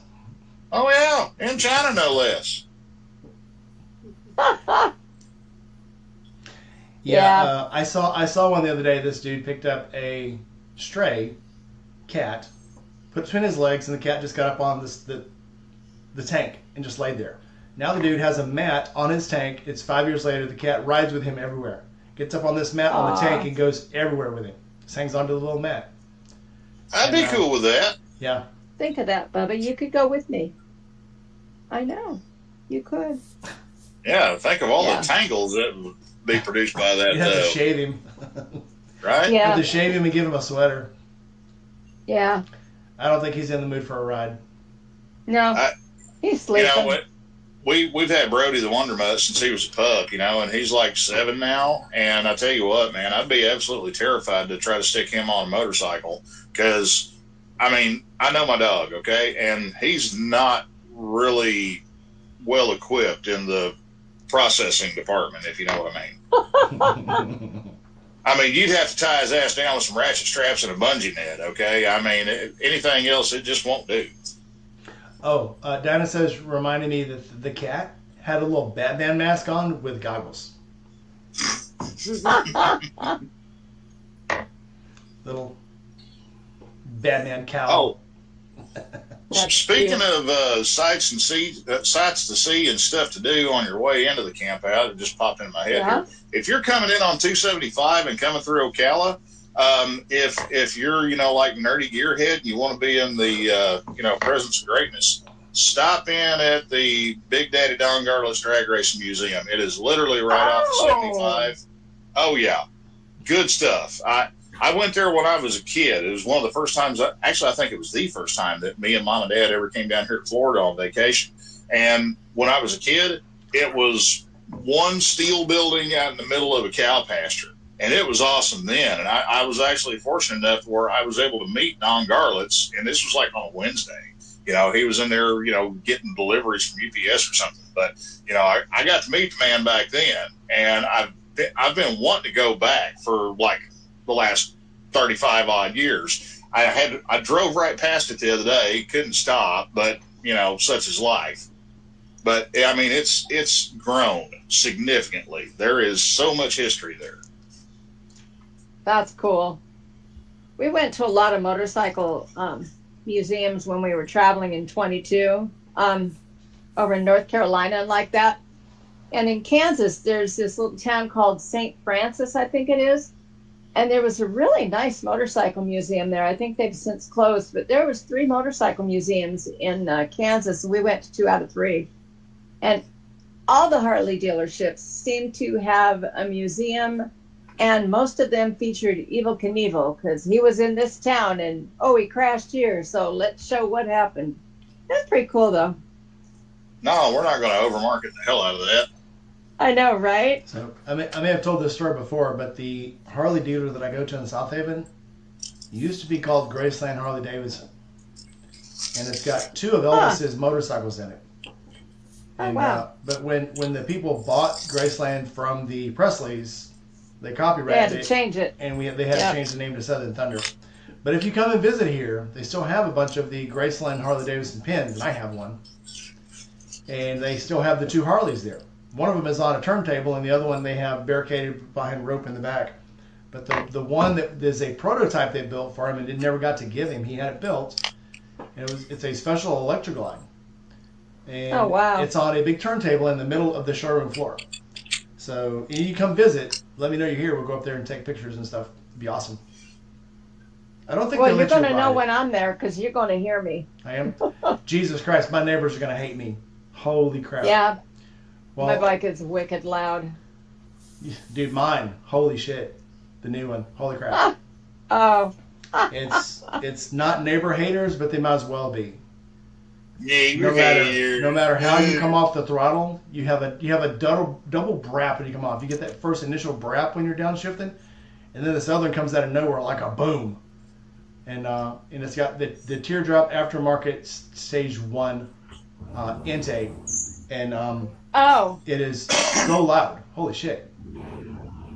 I saw that Band-Aid Biker mentioned Wheels Through Time, and I went, and the chick I was traveling with was not really a museum person, but I told her from the time we left Washington till the time we got back there, we were going to Wheels Through Time, and we went to that place and we spent the entire day there. It's amazing. Yeah. See, that's all the cool shit in our industry that I've not had a chance to do. I want to go to Wheels Through Time. I want to go to Barber. I've never been to Barber. You know. I've never been to Barber either. I want to go Barber again. Too fun. It's so big, and there's so much shit inside. Well, you know, when I rolled up at Wheels Through Time, it was just opening up, and I kind of planned it that way deliberately.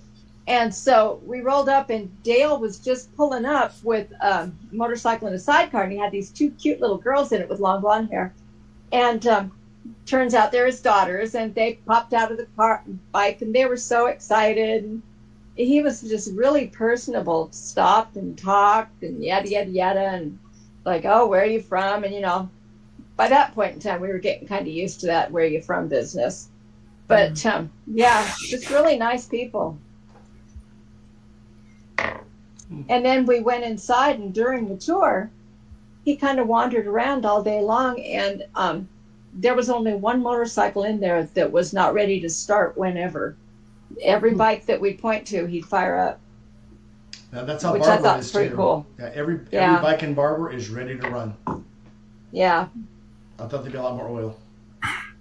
Yeah, well, he'll fire them up and run them around through the museum, so it's kind of fun. Because I love that gas smell. If you go through St. Louis, in Chesterfield, Missouri, right north of St. Louis, there's a motorcycle museum there. And we lived there for like 5 years, and I never went because they didn't make a big deal about it. But now they make a big deal about a museum being there. I always thought like maybe there might be 10 bikes in there because they don't flaunt it very much. Now they're saying that's one of the best motorcycle museums in America, and I'm like, I lived like a couple of miles from it, and I never went. So Do you know what the name of it is? classic something blah blah yeah. Yeah. Hang on, let me look it up. Oh, okay. That'll save me the trouble.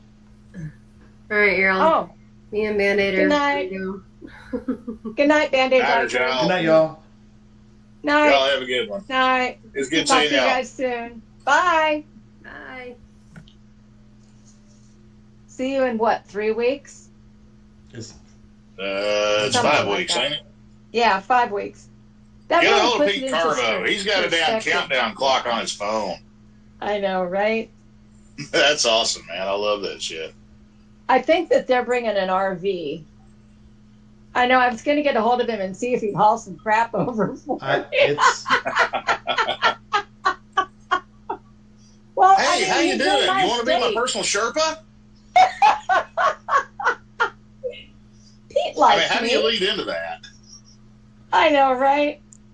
And then I was like, but I don't really have anything I need to haul because I've traveled a bit. And I've kind of got it figured out what I need to bring, and what I can't bring, I can buy. Right? Yeah. See that? Like if I'm road tripping, I have guy mentality. So Yeah. whenever I'm packing all my crap up and everything, I'll go through, like my underwear drawer, my sock drawer, and I'll find the raggediest shit that I've got in there, and that's what I take Yep. with me. Because whenever I'm done, like the next day, I just throw them away. That way I ain't got to Oh bring my it crap God, I back. really am a guy. Oh, you do the same thing? Fuck yeah. Okay. Yeah. Yep. Well, I see, when the wife unit, first started doing some long distance trips with me and everything, she's seeing how I'm packing. She's like, "Oh, you're not going to wear that, are you?" I'm like, "From point A to point B, I am. When we get to point C, we'll worry about that then." Yep. Well, because you always need to buy a souvenir T-shirt anyway. So Yeah. I have like 2 T-shirts that I take with me, and I can't get rid of them. They're non-negotiable. One's my good luck T-shirt, and the other one is my sleeping T-shirt. So anything else is just extras. But yeah. It's like when we went to Key West a couple of years ago. We downloaded as much excess stuff as we could when we were fixing to leave because we had to have room for like all the shot glasses and the beer steins and all the the knick-knack junk that we bought. And Yeah. When I if you left ever them, if you ever get down to Key West, go down there, and there's a store that's like key lime everything. I mean, it's so much I know. green overload, your eyes will ache within 5 minutes. I stayed at this hostel down there. I think it's called the Shell International Hostel or something like that. Really nice guy. Yeah. And then on the way back home, though, I realized that I had too much shit on my bike. So I stopped after I got my back tire changed in Tipton and mailed a whole bunch of shit home because it's like, do I like it well enough to pay to send it home? Nope. Do I like it well enough to send it home? Yeah. Okay. But yeah. so I remember one year I went to Sturgis on the Sportster, mailed everything home except for the clothes on my back, my sleeping bag, and a tarp. Yeah.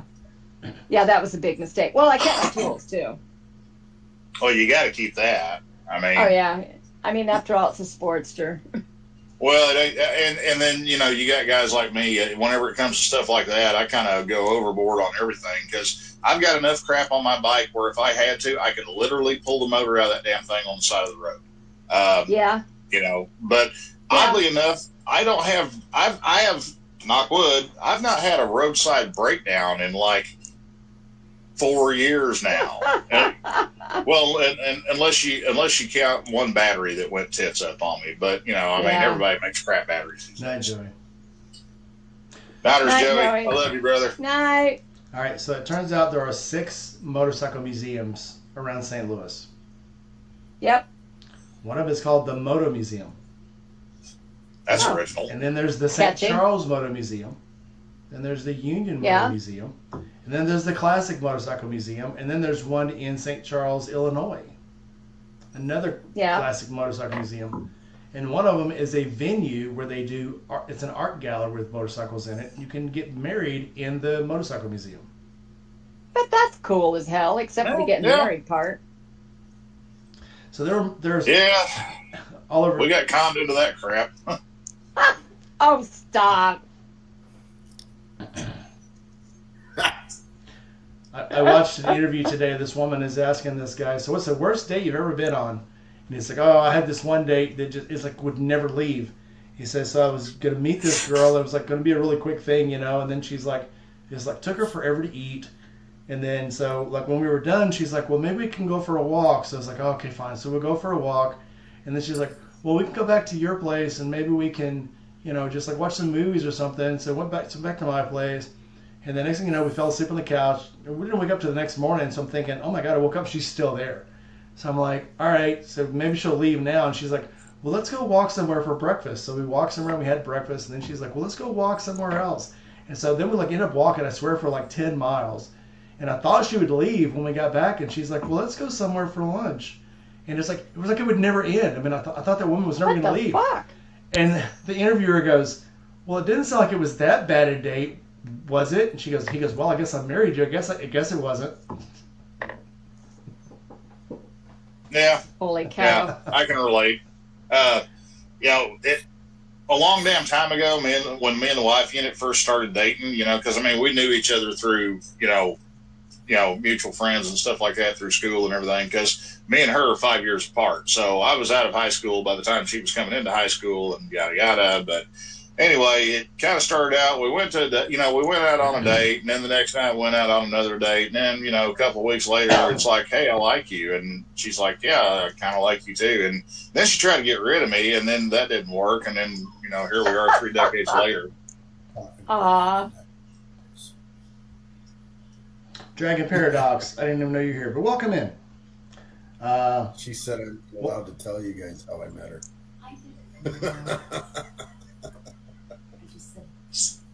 Don't. My God. Nobody ever cops to how I met them either. It's all good. Man, Doug's sweating on that one. Met her at a hotel parking lot. Better than a truck stop parking lot. She was drunk behind the wheel, passed out. Better than drunk behind the dumpster. I ain't saying shit. shit. In the car anymore, so she went out and sat in her SUV. Yeah, no, now I want to go to Barbara. All right, when we're going to Barbara, Gma, I would say, so when I'm on a trip, I like to stop and take pictures, and I like to take pictures of things, but I don't want to stop. When I'm going somewhere, no, I don't really either. Well, I mean, what I do when I'm traveling is if I know I need to make a Harley stop somewhere, I will schedule that into my mileage for the day. And I usually only allow myself like a half an hour for a Harley photo op. But if it's like something I want to go in and look and see, I have to really want to see it before I will schedule it. Well, I keep passing all these Harley places on the way down to Florida, but then when I see them, it's not, either it's in the middle of the night or like when I go through Tipton Harley. By the time I usually get to Tipton Harley, it's like I'm supposed to be getting to the camp out. I've been to Tipton Harley. Don't bother. Yeah, but I'm like when I pass through there, it's either I had to stop in Tipton in a hotel. The next morning I get up, they're not open. I'm trying to get on the road because they don't open until like 9 o'clock. Yeah. And I'm trying to get on the road to get back to Forgotten Angels. Or when I'm coming back through the other way, I just went through the big ass, traffic dump around Ocala, and I don't want to stop because I've just spent 2 hours trying to get through Ocala. Yeah. So it's just never the right time. Yep. And then this time we got to get down there. We can go pick up Red when we get there. So it's always something. Well, if something comes up and y'all need somebody to pick Angel up at the airport, I mean, I'm 10 minutes away, something like that. I can steal somebody's vehicle and go pick her up, and then we'll figure it out from there. I like the convoy idea. The convoy idea sounds good. Oh yeah, that'd be fun. Oh yeah, we will be there. Cool. We'll be there in time to pick her up. I'll put a milk crate on the back of my bike where I can hold some of her stuff. Yeah. Definitely not taking the sports shoe, have 4 or 5 people show up, with like milk crates and bungee nets and everything, looking like a bunch of road gypsies. I mean, all the people that are getting into an Uber, they're going to be like, what? The Beverly Hill bikers. Oh, they were looking at me when I picked her up at 2 o'clock in the morning on back of the BMW. What's funny, in her video, I'm coming around the other side of the freaking parking lot, and she goes, "Oh, that sounds like a BMW." She couldn't even see me, and she knew I was coming. She knew that what my bike sounded like. It was crazy. Maybe she watches my videos. I don't know. It's a good time though.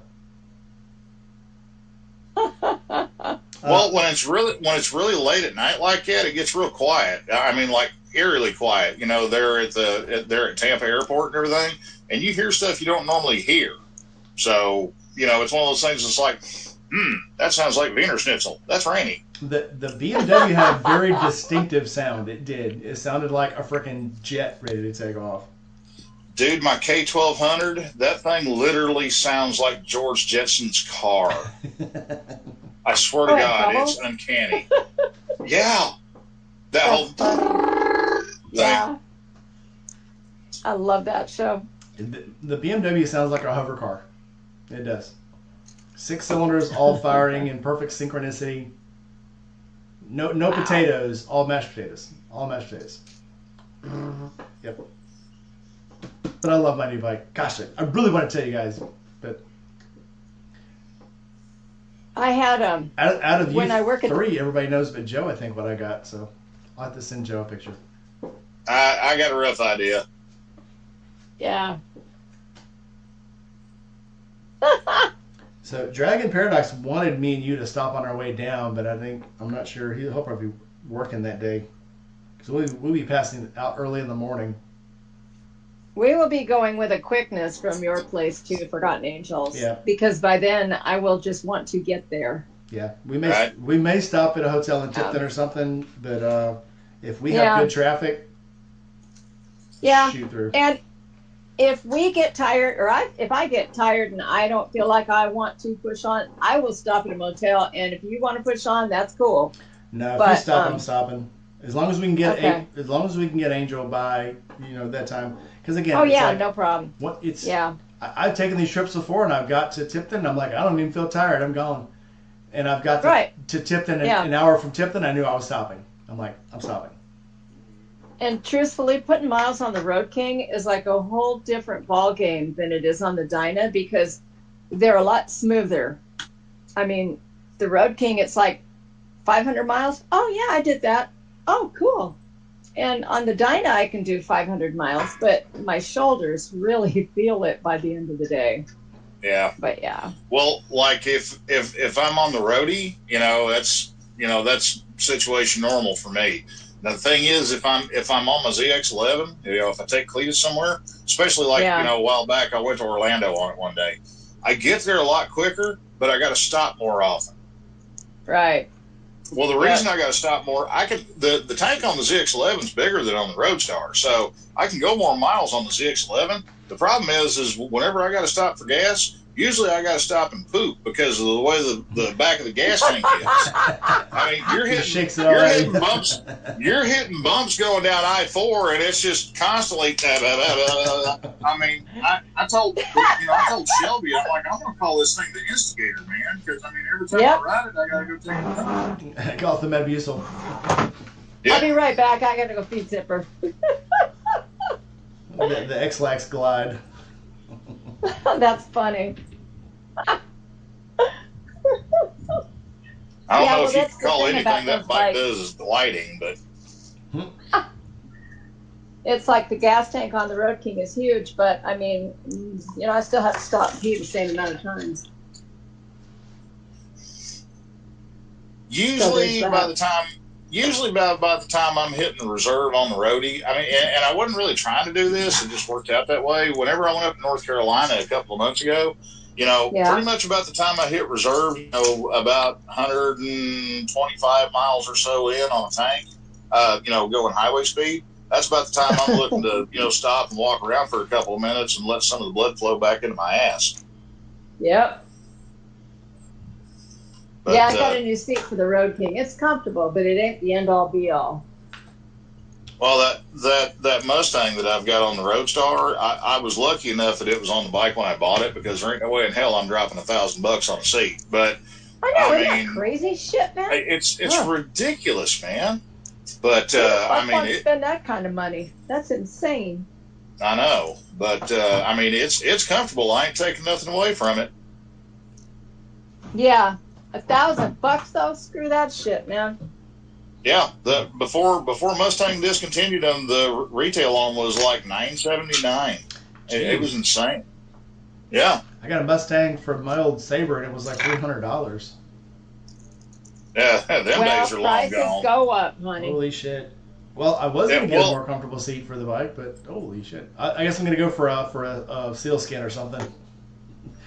I'm just gonna get a sheepskin. Holy crap! Dwight Smokeham's welcome in. Thanks for coming. Hey, Dwight. I thought they just had the Grundle run. I thought that was already over. The what? The Grundle run. I thought they just had that. I could have swore I just saw a bunch of shows or videos about the Grundle run. Maybe they were from last week, getting ready for this one. Snake Boot. Some of my friends have Saddlemans on their Road Kings, and they put some miles on, and they said they weren't happy with it. So I did not go with that. I went with a stock Harley low reach seat. We have a lot of guys buy the Saddleman step ups and stuff, you know, and the Dynabro crowd likes them because, you know, they can do wheelies and look cool and shit. But, you know, Angel's got one on his Sporty. I've got a couple of regular customers that's got them on their bikes. I like them for the lower back support that they give you because I hate having an actual backrest on my seat. I mean, that just drives me insane because every time I hit a bump, it feels like somebody poking me in the kidneys. Yep. Then it's working you from the other end. Right? Well, yeah, it's got that little thing that goes up in the back, and it's got a little bit of a backrest. And so, like, if you scrunch down, you get some lower back support. But, like, if you need to air things off, you can just scooch up to the top of the backrest and sit there for a minute. Works pretty well. Yeah, see, I do that whenever I'm on the highway and it's just myself, you know, on the Roadstar. You know, I'll slide back up on the passenger seat a little bit. I can't get away with that whenever the wife unit's with me because there ain't enough room. There's too much of me and not enough seat for the rest of her. What are you trying to say? I'm saying I got a big ass and I take up a lot of damn real estate, and she's doing everything she can just to hang on and breathe back there behind me. Well, when I first got this Sabre, it had the stock seat on it, and Diana had about a 3-inch wide strip to sit on. Yeah, that ain't gonna cut it. And then when we got the Mustang, it was instantly better. Such a huge, and it was better for me too, but it was such a night and day difference. Well, whenever I was a dumb numbnuts teenager, when I was working at the Kawasaki dealership, I started out in whenever I was in school. My bike was in the shop for some warranty work, and you know, it was taking a while for the parts to show up. So I took one of the trade-in bikes, and I was rolling around on it for about 2 weeks, you know, getting back and forth to school, getting back and forth to work, all that. And I went on a date with this gal, and this was a one-hit wonder because I was riding a 800 Intruder that had been traded into the dealership. And if you've ever seen the stock seats on an 800 Intruder and you've looked at the passenger seat on that thing, you know where sitting on a postage stamp comes from. Because it is hard as a damn rock, and it's literally the size of a 3x5 index card. I mean, if you are in a relationship with somebody that can put up with riding on that for an hour or more, put a ring on it. They're a keeper because they're a trooper, man. Not to break the Jap. Does anybody know who Tomboy Abid is? Nope. She lives in Britain now. She's a Russian. She does motorcycle videos and she does shows. She builds bikes and she does all these shows. She just messaged me and told me she could do an interview with me. Oh, cool. Cool. That'd be neat. That'd be awesome. When we watch her, Diana can barely unravel her accent. It's very Slavic. I can read it perfectly because I spent a lot of time in Croatia and in the former Yugoslavia. You know, So I spend a lot of time watching Kovac on ER, so I can get a Croatian accent. well, Croatian is almost English. When you're listening to somebody from the former Yugoslavia talk, whatever they want to call them now, but it's Bosnia Herzegovina. It's a very thick accent. So it's, and I can understand it perfectly. Diana can't understand it at all. I have to translate for Diana when she's doing her little moto vlogs. If you guys haven't watched her, it's Tomboy a Bit on YouTube and Tomboy_a_bit on Instagram. And she is absolutely awesome, a great builder. So not as good as Joe, but I mean, she's okay. It would hard to be as good as Joe. Y'all quit. Seriously, quit. I just throw shit around until it looks good. That's all. Well, you can guarantee if the Lady Harley was right, and I've got to replace those neck bearings in another 20,000 miles, I will definitely be giving you a call. Well, on the newer M8 chassis stuff, the newer Softail chassis, the Softail Dyna. Oh my God, I'm confused and I don't know what I am chassis. We've been basically any of the newer Harleys.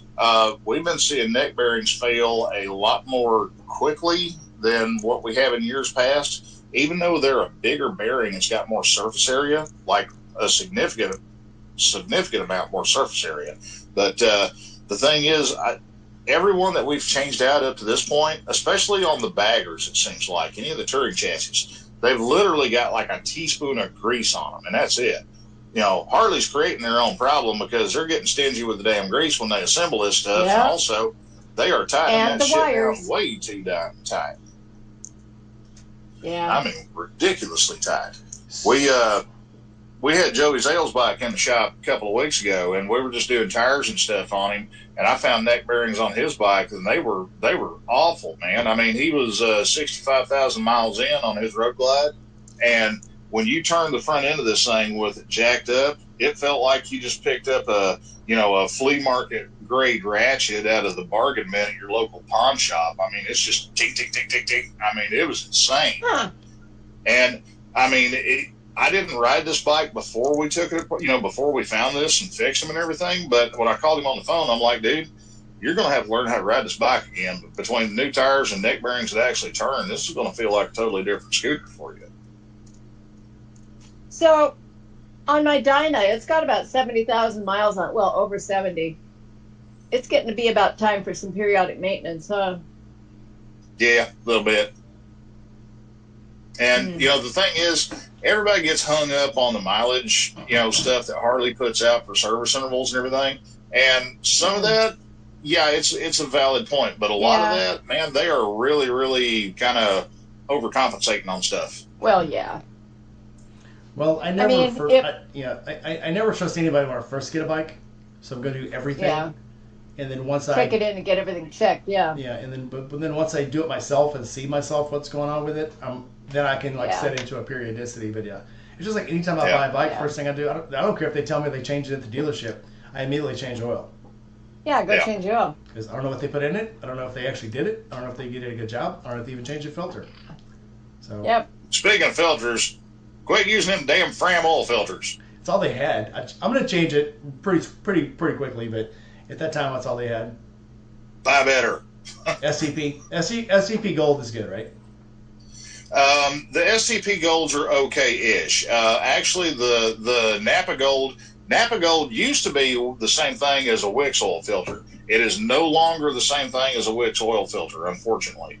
Man, honestly, for 99.95% of stuff out there, just buy a high flow. I mean, you can get them at any motorcycle shop, get them off Amazon, whatever. Well, that's what I usually buy, is the high flow filtro, air filters, exactly. And the oil. But for this one, when I went to get the oil, they had it right there. And when I went to call Harley, it wasn't stupid expensive, but it was like $20, and I'm like, I really want to get a $20 filter.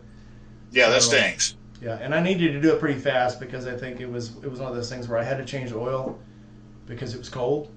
And the oil I had in it was way too thick, and I was like, I need to change it now if I'm going to keep riding this thing. I got to do it. I'd go to start it, and it would go. So it sounds like a shovel. So I got to put some thinner oil in this, and I know I got to do it immediately. Well, I mean, people look at me like I got a hole in my head, but I spray paint my oil filters. That way, people can't see what they are. Stuff that I use for me personally. It's because I'm a cheap ass, because I go buy a filter for a Toyota car from SuperTech from Walmart, because they're actually made by Purolator for SuperTech under contract. So it's a good filter and it's cheap as shit. It's just, it's ugly. It's blue and it says Walmart on the side of it. So out comes the spray paint. Yep. Just a Biker Girl, you can jump in and talk about anything you want to. I mean, it doesn't have to be about food. Yeah.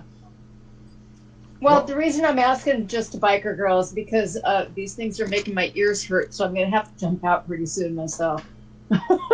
We've gone a long time. I'm sorry, everybody. I didn't realize how We long have. we've gone. It's been fun. It's been 2 hours. So I do mean to jump on probably this weekend, so I got to test my new microphones and stuff. I have a new 40 volt microphone I need to try. Oh, cool. So we'll probably jump on this weekend cool. and just BS if I want to, and somebody can tell me if I sound like crap or if I sound better. So yeah, the first 90 minutes was about food. Now we're just BSing about oil filters and shit. So yeah. Anyway, well, you guys, I gotta get going. all right, we'll all go. I mean, we really wound it up. Okay. So let's go ahead. All right. Before you jump off, go ahead and tell us. Give me your final thoughts.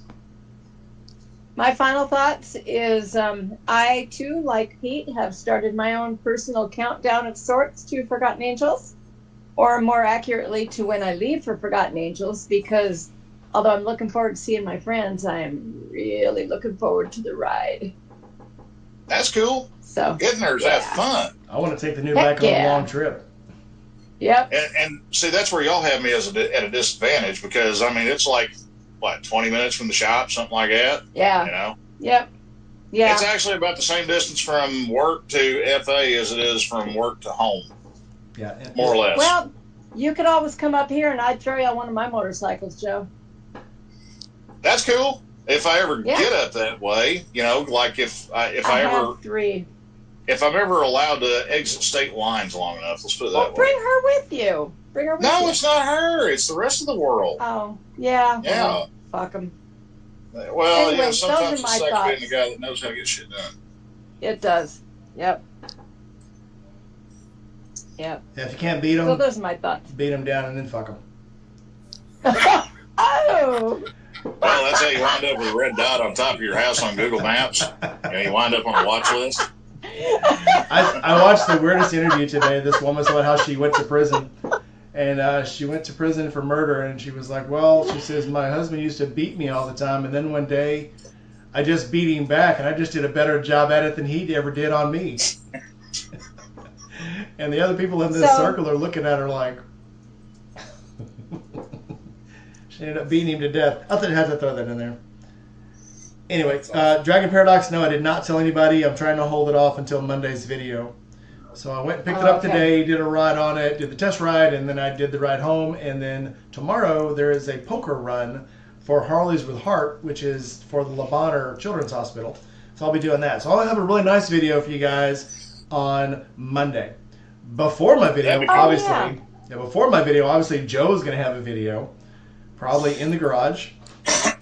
Yeah, tomorrow night. Well, tomorrow night, Angel's going to come over with me, and basically he's going to sit and supervise and be the one-armed gopher while we're working on the shovel head. Nice.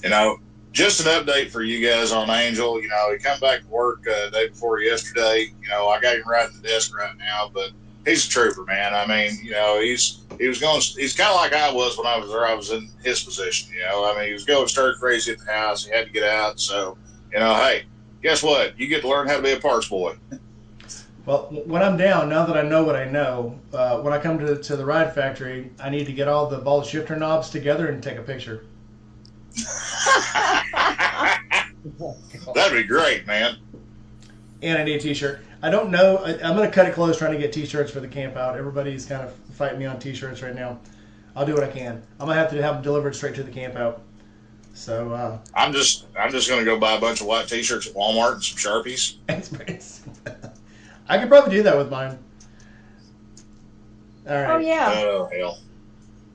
Well, anyway, gang, if y'all are dipping out of here, I guess I will too, because unfortunately I still have this thing called work tomorrow. Yeah. Okay. I have Sorry rides about tomorrow. that. All right, let's go ahead. no big Let's deal. go ahead and play the exit I'm music. very happy that you got that bike. I am very, Yeah, very well- happy I got it. All Tell right. your son hi for us, Doug. All right. Oh, yeah, tell him hi. Tell him yourself. Say hi. All right, like, comment, subscribe, hit that bell. Make sure you go down to the chat and buy some T-shirts they do have on sale. That I won't be giving away. And make sure you go to Joe's. Joe's selling T-shirts. Gmod is not selling T-shirts, but she's selling books. So go to Gmod No, I do and not sell buy some T-shirts. I do not. I thought you were getting more T-shirts. No, man. That one batch of T-shirts that we did, it about killed me in the life unit. I mean, that was a mess. Aw. That's something I'm looking at, but I ain't got anything solid on that yet. But trust me, whenever I do, you guys will be the first to know. Okay, I promise you that. Okay, then just go to Looking Ride forward Factory to it. and get a Rocket shirt. Yeah. Come up, pet the Okay. kitties, hang out, kick some tires, bullshit, tell some lies. It's a good time. There was only one cat when I was there. Rocket was the only one, so now I have something else to see. All right, guys. Well, we got 3. We've always had 3. Rocket was the only one that was out when I was there. He's Well, we he's got more 3. social. Rocket's more social Rocket- than the rest. Rocket's a whore, okay? That's all there is to it. I mean, he likes everybody. I hoard him up. Yeah. The other 2, they're just weird. All right, guys. I will see you all soon. You guys can hang out if you want to, and I will talk to you really quickly. Later, everybody. Bye. Bye. Night, y'all. Bye, everybody.